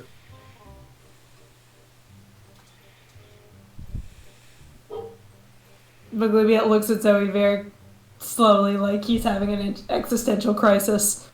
He doesn't. I can, but these guys don't let me. It's only because you infest them with fungus. It's true, his undead are notably different from the others. He makes clickers.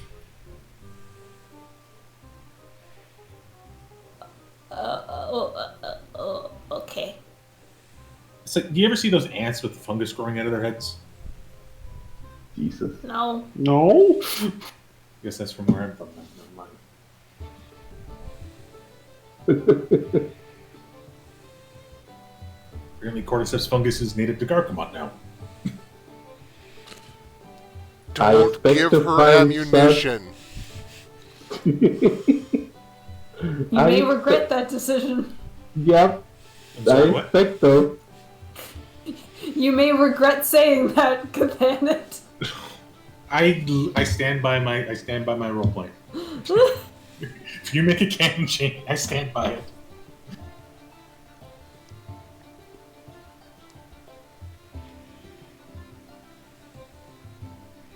Anyway, Jenny, to finish up the conversation with Lady, if she doesn't give me anything, I will let her know, like, think about it, and whenever you want, before we depart, like, make separate ways, let me know what would you want me to tell them, like, what do you want, in order that you'll have a better deal with them. Alright. I don't know that Lady really wants anything except to just be miserable. Is one of those Yeah. beings. one of those creatures just wallows in self-pity and misery. Shots fired.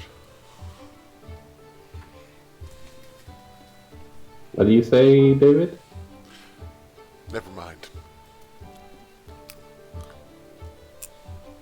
Okay. Zax says to you, Fire, you were trying to... Yeah, I'm trying to figure out what does she want, maybe to ease her life so it can ease your life. She wants to eat me, that's what she wants. Yeah, apparently. Sorry, bro. I can recommend very thick leather gloves. Thanks. Also padded pants.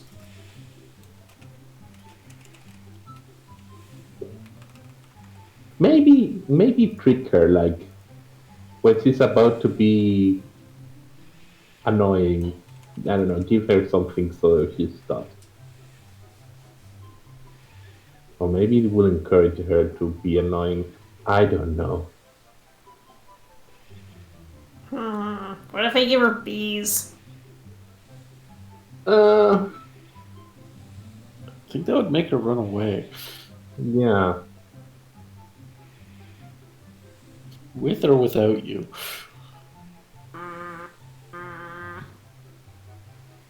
What class is? What's this name? Zax. Sax. You don't know from looking at him, but he does have a bow with him. Okay. We saw them fight. Yeah.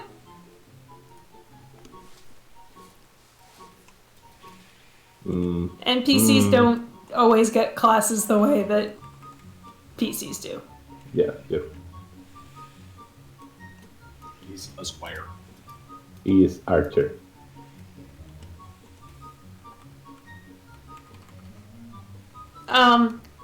Ick actually comes up to you, Fire, and says, Where did you get your staff? As I told you, there's this big ass tree in my village, and it's very important. And as a gift, it gave me one of the branches, and it's very cool. And look at it. Ooh. I hope mine's as cool. I hope to. Having a good focus is important to a druid. So, what do you like to transform into? What? What do you like to transform? What do you mean? You mean you can't? No? Oh my god. And I spent an amount of hours explaining how druids can do that. Maybe try to help her. Montage sequence. yes. I just imagine Fire turning into a squirrel repeatedly to show her. Yeah. Sorry. By the time it gets to be like just afternoon, you pass through the burnt remains of Malvora, the little village that was destroyed by an undead army only a few short months ago. You mean, like, it was pretty hurt, but, like, actually destroyed? Like, no one lived here, only ruins? Everyone died. Oh, Jesus. And nobody, at least everybody who was there died. anybody who was like maybe off working or off somewhere else, nobody seems to have moved back in as far as you can tell. Too many bad memories.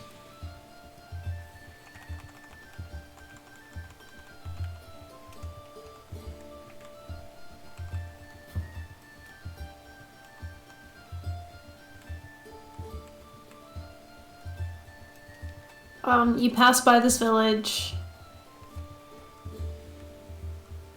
Rizwin, you're on the same horse as Xander. Xander seems very down as you pass through here.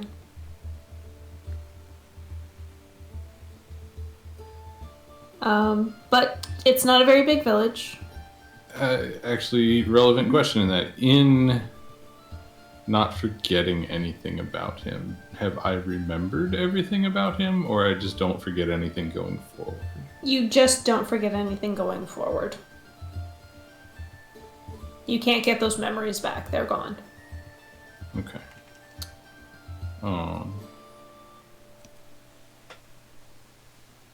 I would probably say something along the lines of, it was a terrible thing that happened here. Yeah, We were here. I know. Couldn't stop it. Me either. You were here? No. Sorry, I thought he said that he was. No. He just... Anyway. Yeah, so we just kind of share in the... Mhm. That was shitty. Yeah. It's not a very big village, and soon you're through to the other side. Where the trees do seem to be a little thicker, a little darker.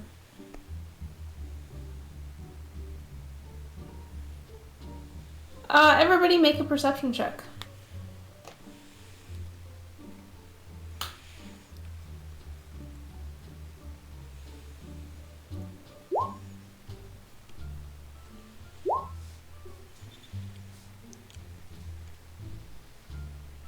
Alright, so Rizwin and Pert, keeping an eye out on some of the trees. You do notice that there's like a couple of smaller trees that are swaying in the wind a little oddly. You also notice Maglubiet noticed them and sort of looked them up and down and go, mm-mm. Mm-mm. He seems to be able to pick these out very well. Pert will pause for a moment by Magubliet's side. Blah, words hard. And say, "You've seen bigger?" Well, no. But there must be bigger ones out there somewhere. Oh, I'm sure. Just we might as well keep an eye on the ones that we find in case we can't find something bigger. So we'll find the biggest one, and then go find a bigger one, and then measure the two against each other. And Pert That's right, we will find the biggest one! Yeah, Pert kind of jokingly elbows Magubliet in the side. I think it's important that Ike also has the matter on which one she prefers. It's your thing in the end.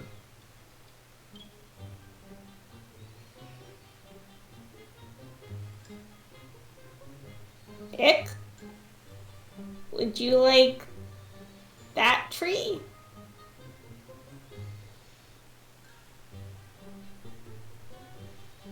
Ick looks at that tree and says, I don't know.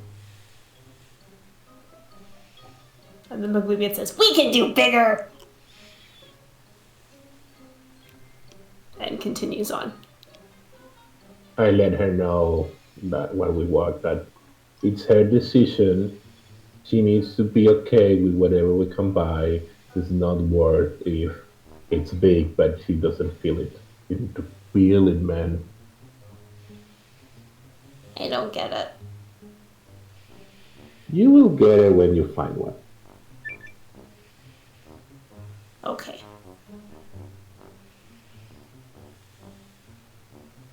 Snuffles eventually makes his way up to Risman and Xander, sniffing your legs. Rizwan does that. Like, you know you're supposed to pet the dog, but you're not really feeling it. Mm-hmm. Just kind of like, yes, good doggy. Not sure how to pet dog. Yeah. It's So tough. the way Seems a, happy enough. the way a person who is not a dog person would pet a giant ass dog. Mm-hmm.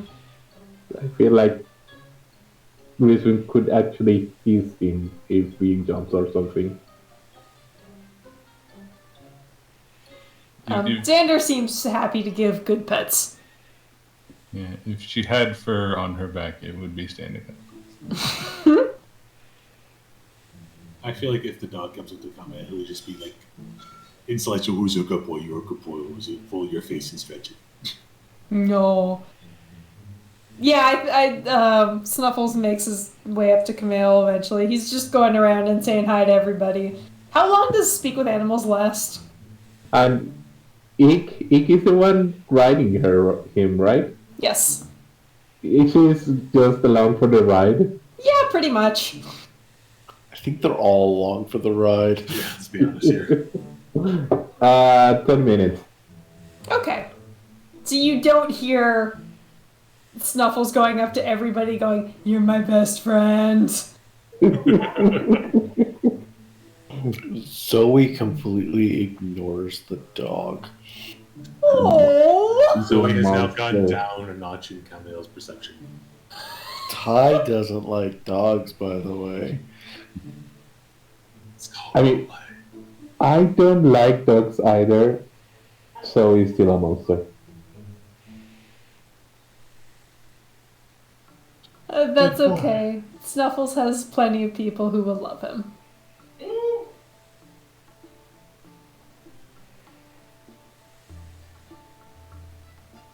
Eventually, wandering through the woods kind of aimlessly, just sort of being guided by Maglubiet's Go. whims. Eventually, you come to a clearing with a very large tree in the center. It has the appearance of something very old, covered in like vines and lichen, seeking shade under its canopy. And Maggie says, I know it! That's the one! Who said that? Magoblet? "Yes." I look at Ik. Ik. It is really big! Okay. And then she looks a little bit worriedly at Maglubiet. It's really big. Don't worry, we can handle it. Look at all of these fine people we have. What if we try a non-fighting solution first? Maybe we can track food and ask for a price. You're the plant person. I'm sorry, by the way, if I'm taking too much screen time here. That's okay. Go for it. What do you mean we can ask it? Let me try something. I step out my horse and walk to the tree and cast speak with plants. I Okay. say, "Hey, friend. Hey. Hello. Hi. How you do? How the sun treats you today?" It is very nice today. I know, right? I chit chat a little bit. We can cut that Okay. out. And at some point, they're like, "Hey, so first, Jenny, do I realize this is a moving tree?" Make a perception check. Yes.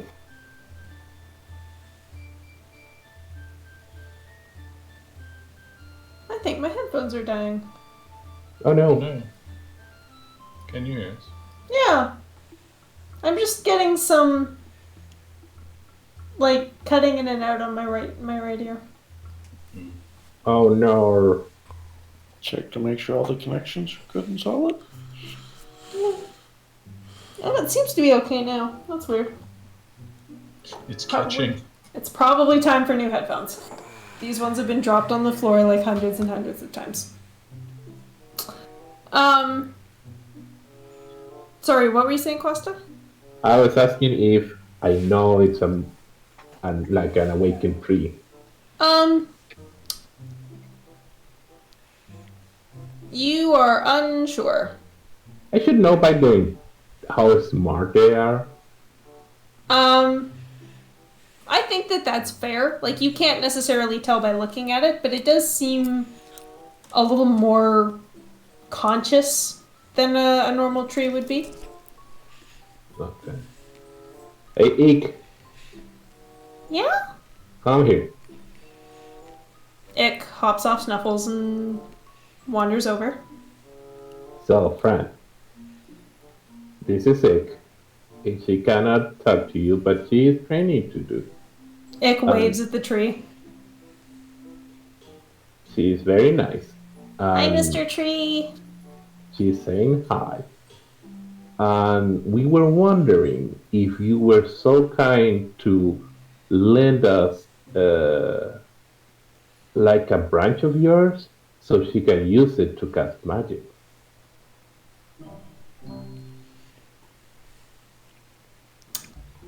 Make a persuasion check.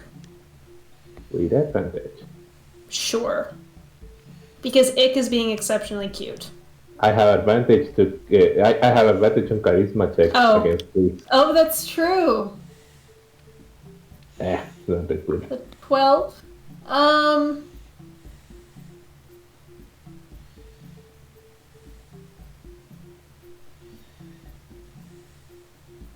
I do not get many visitors. Stay for a bit, and I will give you a branch. No problem. Insight check. Sure. Yes. Seems legit. Yeah, no problem. Hey guys, the tree just want to hang out a little bit and he will give a branch to eat, so that's nice. Kurt, sensing a possible future problem, make sure that Snuffles is fully distracted so he doesn't go make friends with the tree. Oh shit.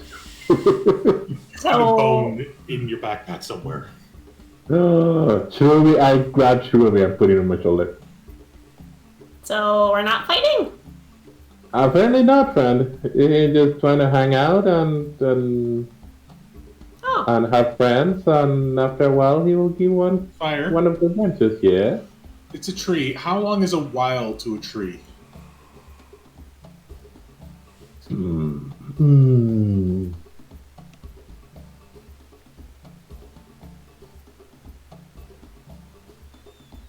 Good question. Oops. I don't think I can ask that.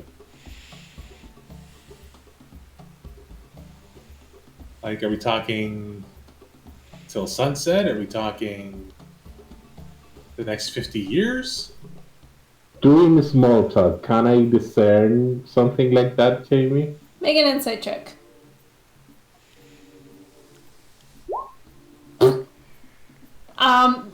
Until sundown. Okay. It's fine. I was gonna say, you can't just ask a tree that. It'd be like, hi, can I have something? Sure, if you say it for a bit. How long is that? Yeah, I'm gonna give it to you anymore. Yeah, that's why I said, like, doing small talk, not asking directly. That's so rude. I don't speak tree. So, I guess we can make up. I guess we... Yeah, I guess we relax. That's a very strange feeling. Maglubiet comes up to Zoe and kind of elbows her in the knee. Aren't we supposed to fight it? No, we're supposed to win.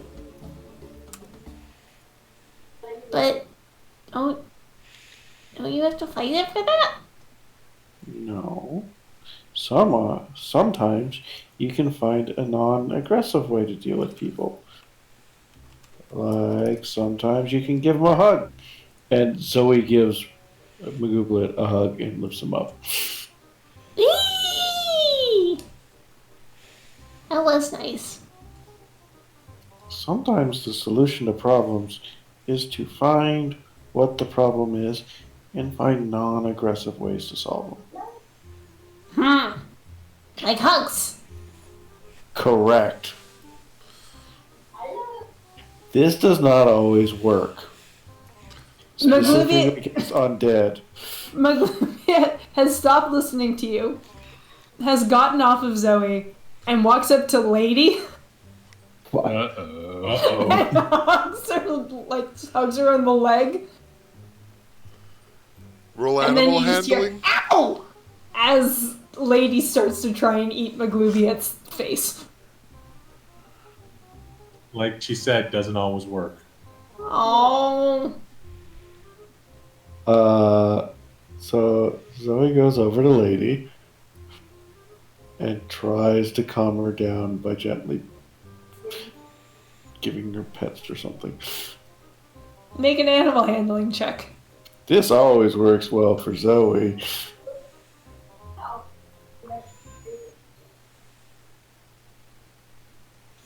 She tolerates you for about 3 pets and then tries to bite you. And that is why I wear plate armor. Dodge. I mean, Zoe does have an AC of 15. Mm-hmm.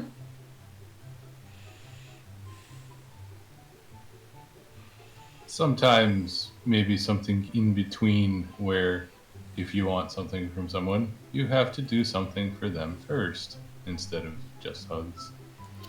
Are there any apples around? Looking around, there does not seem to be any fruit trees. Dang, I wanted to pull a Tangled.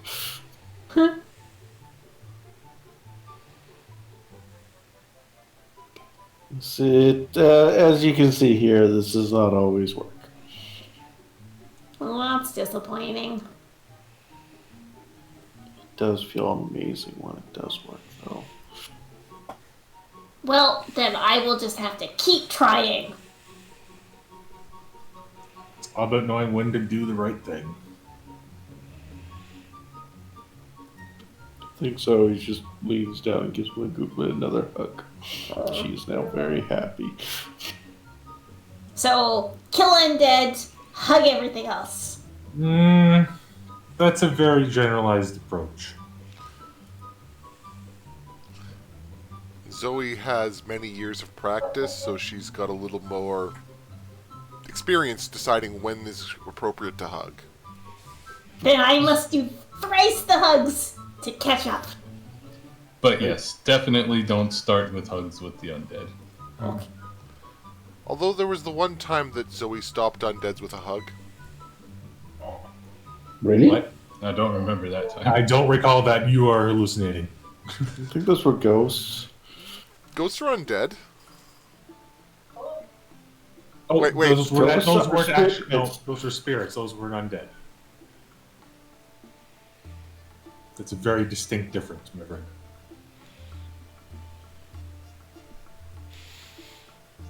Also, yes, I remember. Zoe didn't hug the spirits. She hugged the source the spirits were feeding off of. Yes. Both of them. Mm-hmm. Distinction there. Zoe travels with a very angry group. I mean, Pert's Nothing. literally sitting here feeding a dog and reading a book.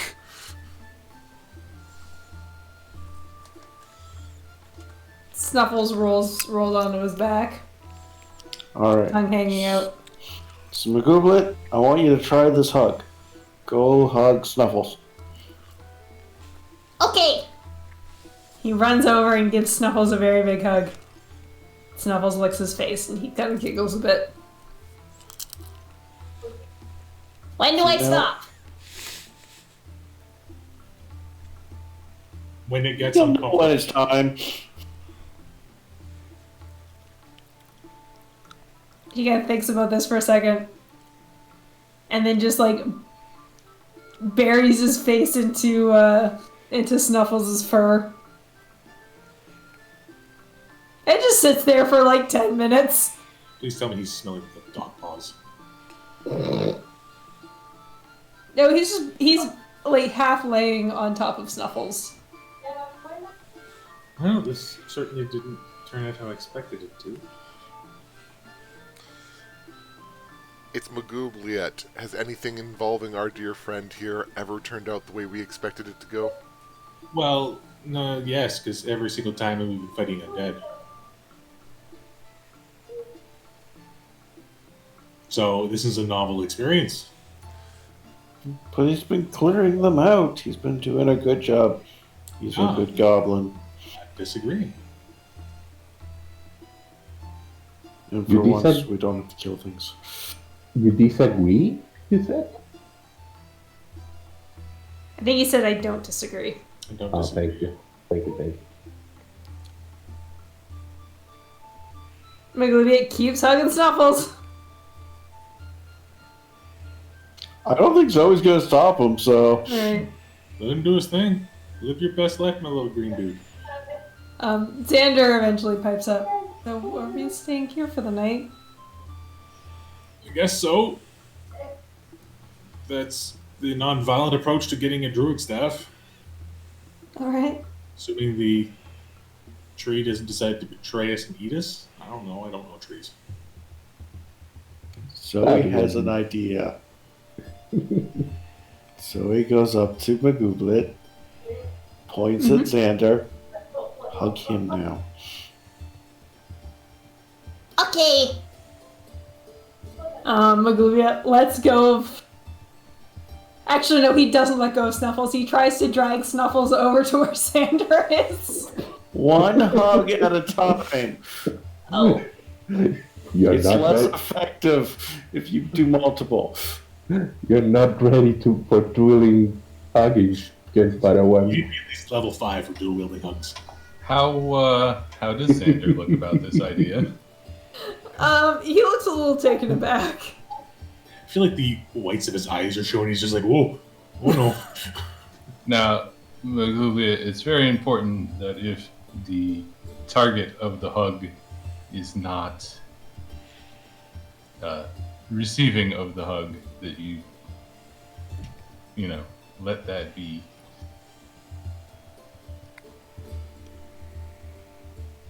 Yeah, he looks at Risman very seriously, and then looks at Xander very seriously. Would you like a hug? Xander kind of, sure? Magoob gets a big smile on his face and gives Xander's legs a hug. Okay, so we've established when to hug and when not to hug. So now here's a quiz. You see someone sad sitting in a corner. What do you do?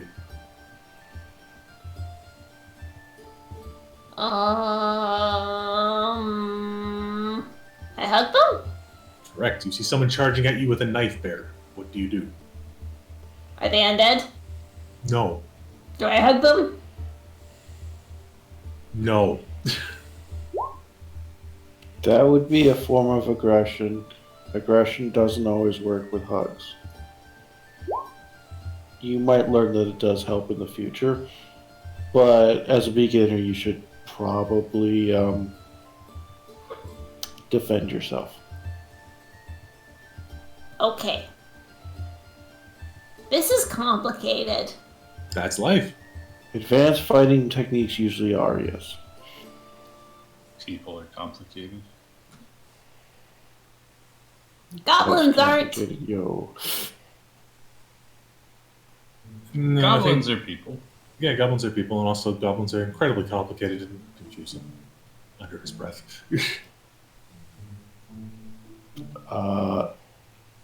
Kamel gets a elbow in the side. Didn't say that He bad. probably does nothing. You bruise your elbow. So he's rubbing her elbow. What's the tree doing? It's just being a tree.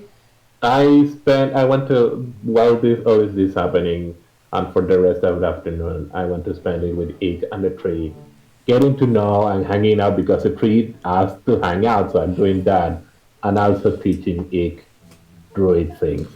Okay. About 2 hours into reading the book, if nothing's happened, Pert will probably go to Rincewind and ask her to go over fighting techniques with him as well. But if something happens before 2 hours, then it's all good. Sure. Questa, make me a wisdom check. In the bush. Where is X sheet? Why running so low in wisdom? You do not get anywhere tonight. I tried. Oh, is Ick spelled IQ? Yes. Oopsie. Understandable mistake to make. Mm-hmm. The best thing about mechanical keyboards is when the keys are off, you can still use them. Why are your keys off? Yeah. I saw a piece of dust, and I picked it, and then things degenerated from there. I know that. So I'm gonna say even a non-mechanical keyboard you can use with the keys off. It's more difficult. This I don't disagree with. Works better on a laptop though, because they don't have holes. So Icken and Fire spend time with the tree. Fire's trying to teach Ick how to transform. It does not go very well. So So we're to just hearing a teach, lot of ha. Yeah. so to teach her to I assume that she needs to actually, I don't know. If I don't know. I shouldn't say that. Don't worry.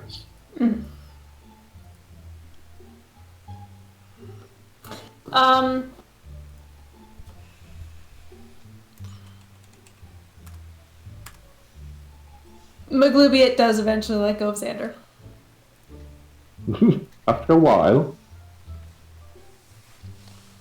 After a while. I was gonna say I would keep monitoring that, and if it looked like it got uncomfortable and Xander didn't say anything, I would say. I think there's probably a little period where Xander was like a little bit like, this is weird. And then he got distracted and kind of just forgot that Maglublia was there. Fair enough. so to give 1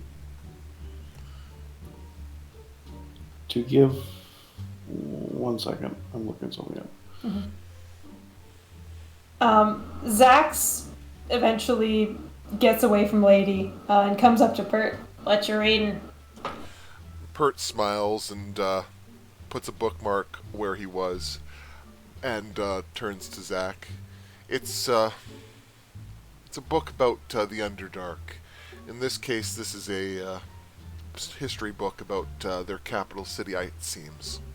Or at least the biggest city we seem to know about. Oh. What's the Underdark? So, you know how dwarves live in holes? Yeah. So, Wait, what? there's a type of elf. Bert, they live under mountains, not in holes. Oh my god, thank god no one of us is a dwarf. I'm making things simple for him. Actually, dwarfs live in cities like everybody else. I'm making things easy for him. So there's a group of elves who've built a whole civilization in giant Hey guys, cities did you know underground. dwarves live in holes? No. Bert, good job, Bert. These goblins are gonna go up to a dwarf they see one day. It's like, hey, where's your hole? And Oh my god. they're gonna get just haymaker. Actually, that's a question. Is there a significant population of dwarves on this continent? Welcome to world building in the comedy episode. There's no, like, Like in the big cities, there are like decent sized pockets of dwarves, but there's no like dwarven There's no or majority dwarven city. there's no like a Thorbarden like in Dragonlance or Mithril Hall or anything. Yeah. To phrase it better than, you know how dwarfs are expert miners?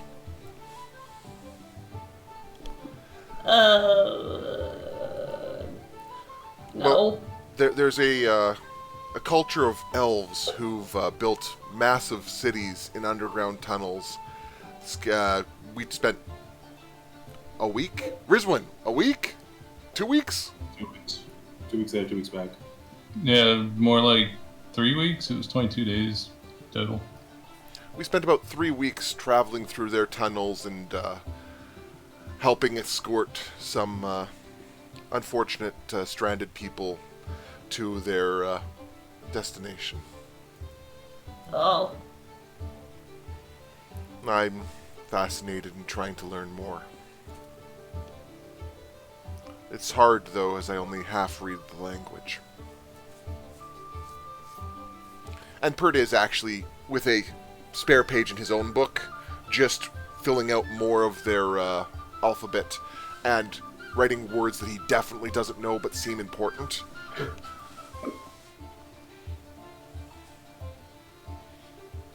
Huh. And Zax kind of wanders away, grabs like a stone and starts digging.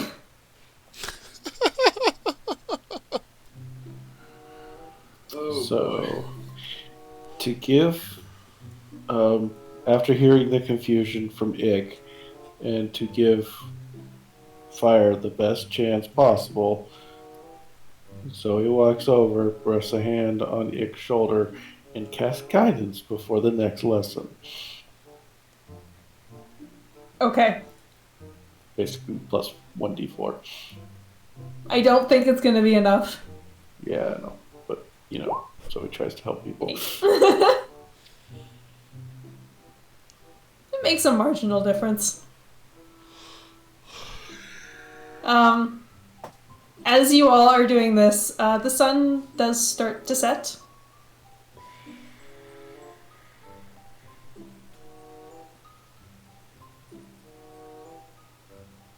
I think I burn all my 3-level spell slots talking to tree. Sure. At one point, Ick asks you, "Can your staff do anything special?" I mean, I can do this, and I decompose something nearby. Ooh, that's so cool! Yeah, you can also summon some mushrooms, but that's for another time. I have some mushroom here if you want to see, and I start going through my shroom pack. That's gonna take a while. What do you... Ick looks confused for a second. But you just summoned mushrooms.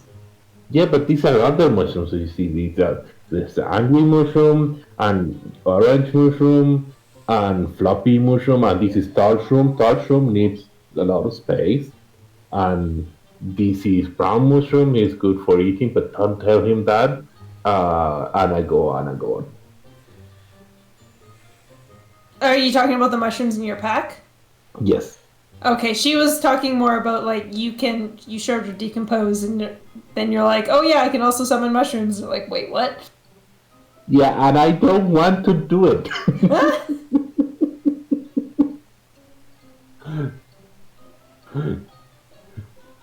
Okay.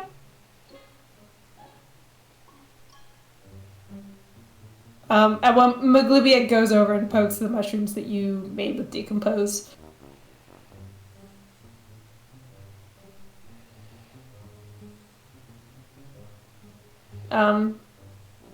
Rizwin and Pert are currently going through sword fighting technique. Mm-hmm. Mhm. I think I would want to try to convey the brilliant tactical strategy of instead of hitting an enemy, try hitting the enemy twice. I also try to convey this. I had this idea one time. It's like I would swing my sword, and then there's like a whole different arc of possibilities back the other direction. A backswing, right? And Pert very clearly does not get it at all. Like, he's like, but you have to aim. But no momentum. But aim.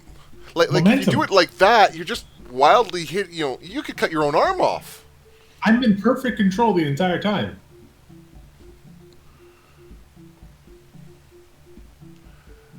What's funny actually is that Pert will eventually get this concept. It's just going to take him a long time.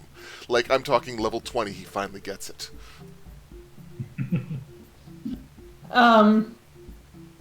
Melis is chilling under the tree, enjoying the shade even though the sun's almost down.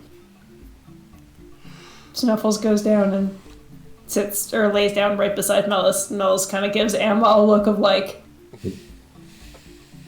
Please God, why? please God, why?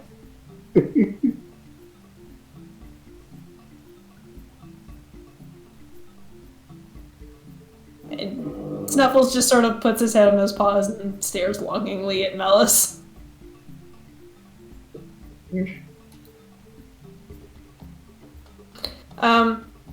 But through all of this, the sun does eventually go down below the horizon. You can start to see stars.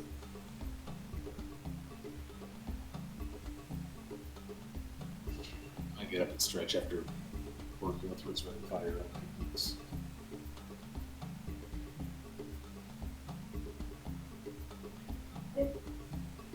Yeah, and I would submit to you, David, that I think Pert maybe realized halfway through that working with Rizwin is great for like form and footwork and stuff, but she's actually not a great teacher. She's kind of stupid when it comes to explaining things. It seems very instinctual for her. Yeah, but he's going to use his two teachers as best he can, because, yeah, he needs to do a lot of form and footwork effort. Because he's mostly about scrambling and getting in that one lucky shot and then getting the fuck out of there.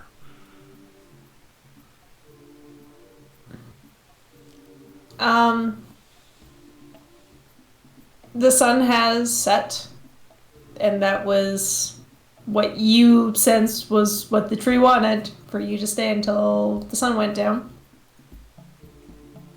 I think in the last of the last of the last big good plans, I say, yeah, well, friend, we're going to bed. I hope you find a lovely time, and if we can have what we ask for, it'll be awesome.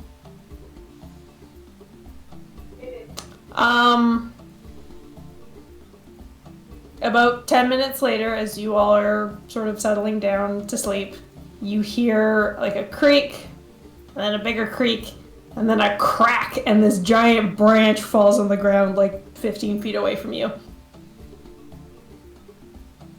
Well, Ike, go for it. Is that for me? I bet it is. It runs over to this branch. It is like 3 times as long as she is. And she drags it across the ground, bringing it back to the group.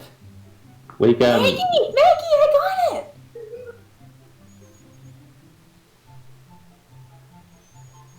Magluviet kind of looks at it and...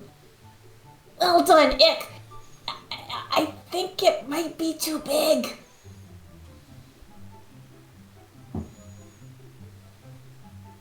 That can't be solvable. Could you help us? Yeah.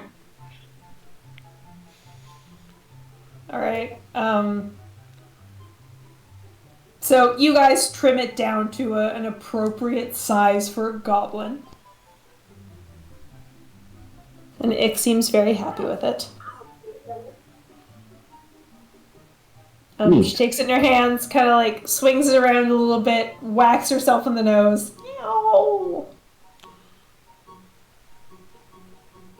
I continue doing instructions. No, you don't use it for whacking. I mean, you can too, but you need to focus on magic. I try to teach her. Ick. Oh,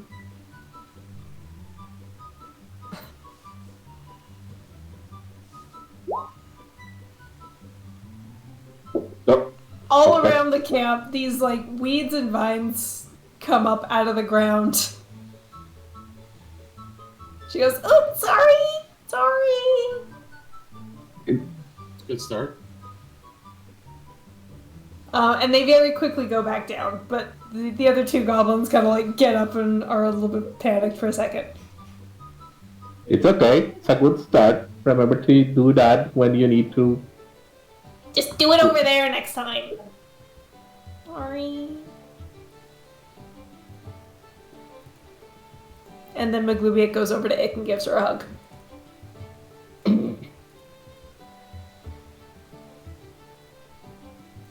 And then Zax runs over and gives them both a hug. Why are we doing this? Team building. Okay.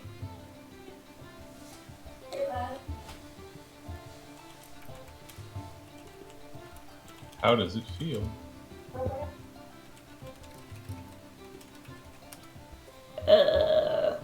Kind of weird.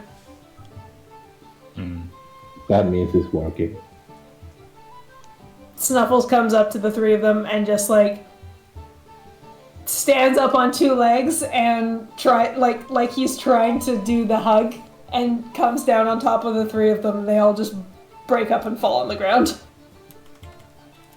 And then Zoe power bombs.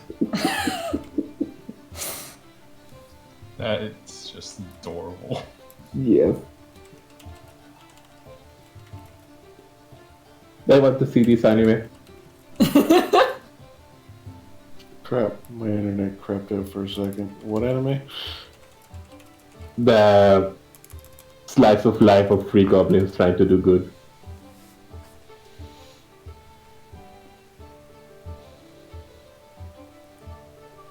We must sell this anime and make lots of money. And eventually, they calm down, emboldened by Ick's new weapon. As they prepare for bed, you hear them talking amongst themselves about what they're gonna do next. You hear from you hear Maggie say, Now that Ick has a shiny weapon, we need to get new weapons. Wonder where I might find a legendary magic sword.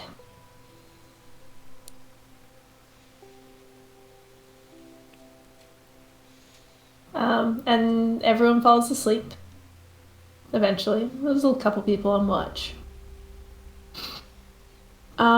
But in the middle of the night,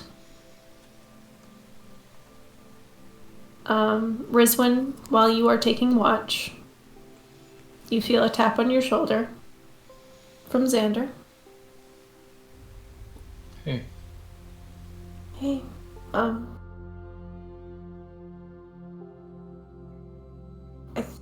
think I'm gonna go.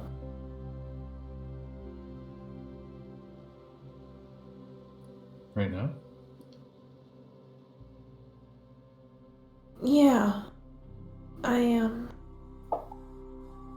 I mean, I want to stay a little longer, but sometimes with the way, things are. That does make sense. And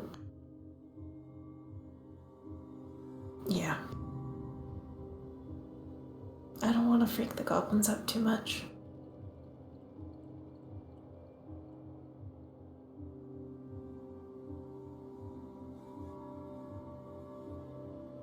And, the rest of your party, too. Any more than I already have. Well, still got a couple hours before my watch is over. Sit with me until then. Sure. Just a reminder, Zoe doesn't sleep anymore. Alright. Zoe, then you make a perception check. Why does this sleep? What? Invocation, I'm guessing, not a character. Okay. Warlock bullshit. Yeah. Warlock bullshit. No.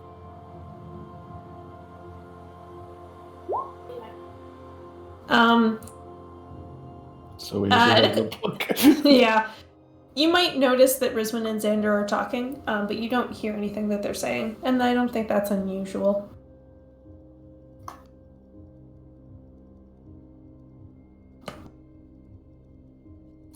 As we're sort of sitting there, I think Rizwan kind of goes quiet for a little while. And after, I don't know, maybe like 15 minutes, she'll kind of just like put her head on his shoulder. Mm-hmm. Kind of rests his head on top of yours.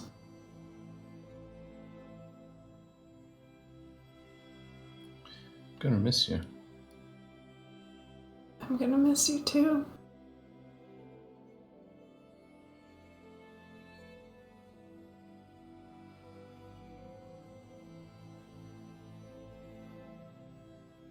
You're gonna come back occasionally, right? Every chance I get.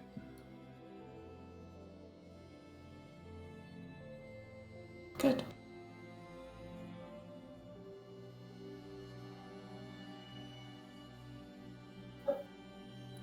You know, I know you don't believe it, but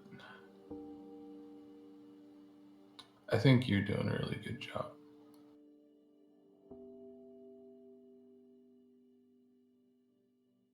Thanks.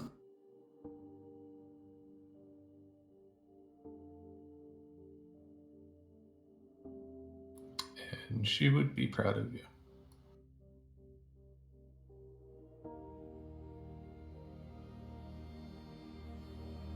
Might sound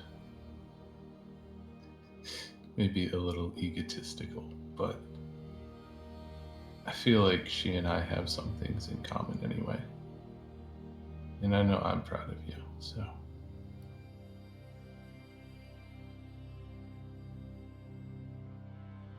I think she's proud of you too.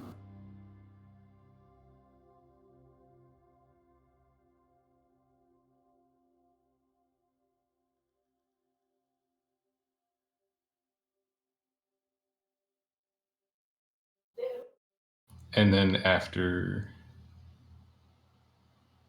another period of silence, she will kind of just tilt her head up and give him a pick on the cheek. He smiles.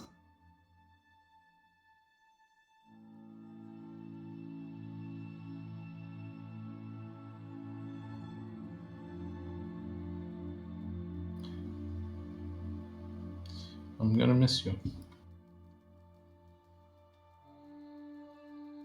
He looks at you and he's got tears in his eyes as he returns the peck on the cheek.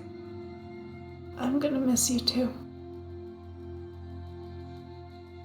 I know they'll keep you safe. I'll keep them safe. That too. And then, like, a look of, like, realization and, like, kind of almost panic goes across her face. Who's gonna keep you safe? Sure will.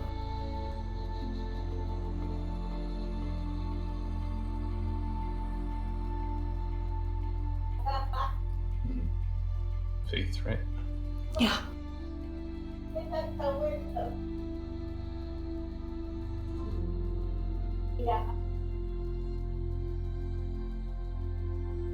And you stay watching the stars for a couple more hours.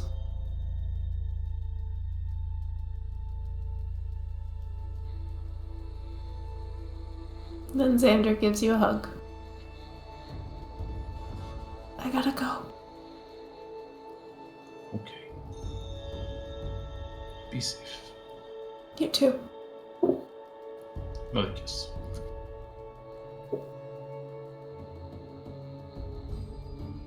He kind of leans down, touches his forehead to yours,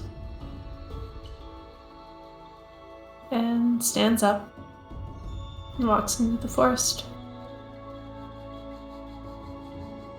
And in your new dark vision, you see him pause at the tree line, look back,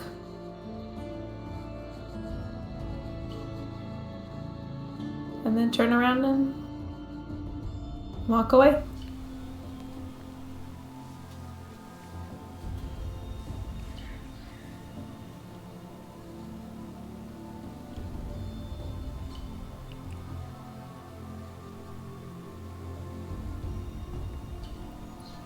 I think she'll sit up staring into the fire for a little while longer before she goes to sleep.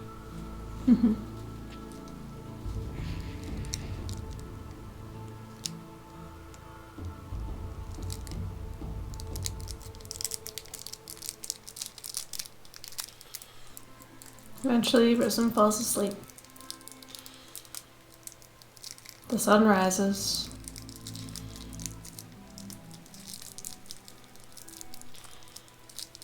The goblins bid you adieu.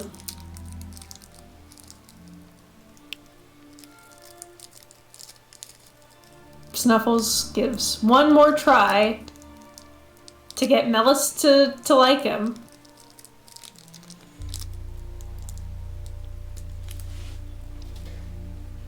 Test the charisma checks between the Spicer Beast and the doggo. We don't have to roll for that.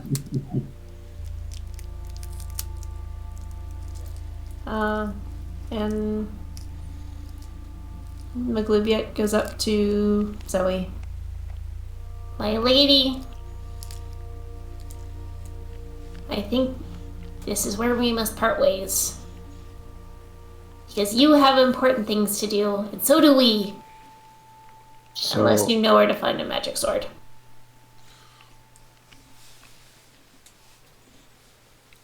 Zoe sits there for a moment trying to think if she knows anywhere to get a magic sword. Realizes she'd probably have it if it was possible.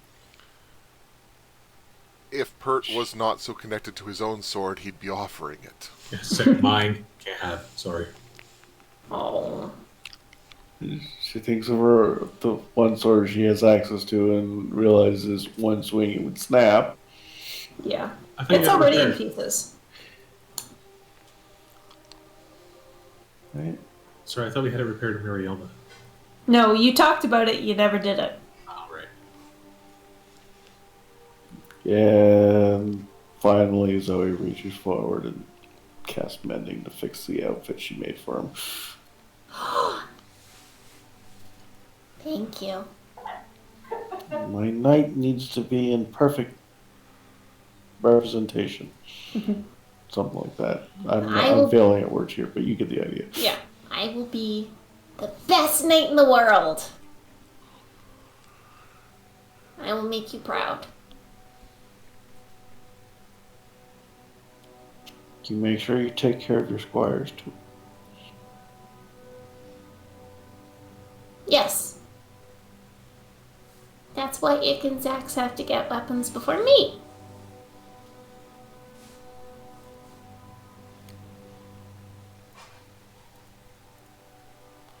So he looks proud.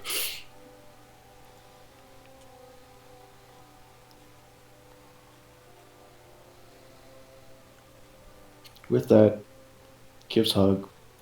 Yes. He returns hug. Zoe the owl bear takes this opportunity to try and get in your pack. Zoe stares down the owl bear. Make an intimidation check.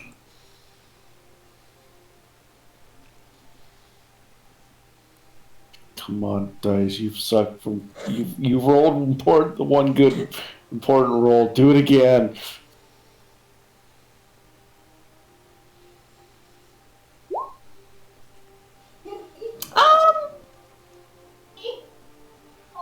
Zoe gets like 3 inches from your pack, notices you staring, and just kind of stops. Takes another, like, almost guilty looking sniff, and backs up a little bit. Good owl bear. How hungry you are when you're expending so little energy doing nothing all day. Zoe gives the owl bear a hug. Aww.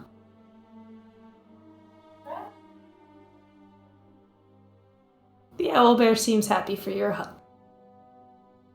Ooh.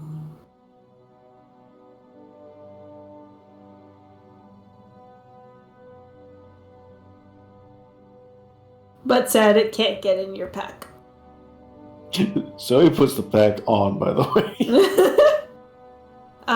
The 3 goblins mount up. Ick says to Fire, I'll keep practicing. Hi, be good. Remember the things. Zax looks at Pert and says, I'm gonna find those friggin' dwarves. Keep digging. The whole group face palms. Yeah, I feel it was just like, uh-huh. And Maglubiet gives you a big salute. My friends, it has been a pleasure. Salute him back. I look forward to the next time we meet. Till then, Zoe, charge! And the 3 of them go running off into the forest. Well, that was weird. It's Well, almost they- just be them. While they're going away, I say, so Camille, Huh? about those mind controlling mushrooms. Uh-huh. Go on. Oh, no.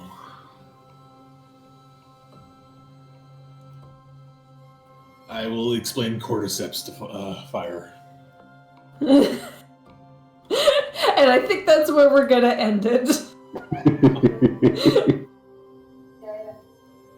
Didn't go how I was expecting it, but I loved it.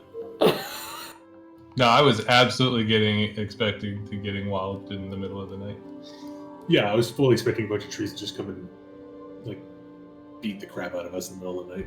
Yeah, I did have a big tree encounter, but I thought, this was good. It was a good use of non-combat oriented character Yeah. abilities. yeah, I thought I defused that helicopter. Yeah, you did a very good job. I liked the way that turned out. And We're gonna turn these goblins into folk heroes.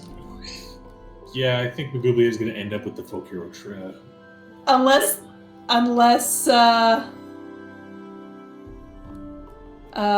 they get distracted digging holes. Possibly. Yeah, I think everything we say to them influences how you develop them. Yeah, I didn't want to needle them, but when you guys were talking about it, I was, no, don't tell them about the Underdark. They're gonna go there and gonna die. Yes, this is why I wasn't actually telling him where it was. And I also was gonna be but don't go in there. No, if I tell them don't go in there, they're gonna go in there.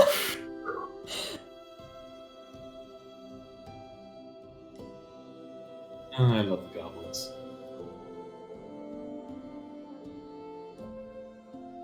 I think it was a good chance to resolve a bunch of hanging thoughts people had from previous Yes. session. Yeah, I feel like some of us had some stuff to get resolved. Yeah. You know, I was thinking the other day, like, I should fill out my own survey. I was like, who would my favorite character be? Magoobliet. You make very memorable NPCs. Thank you.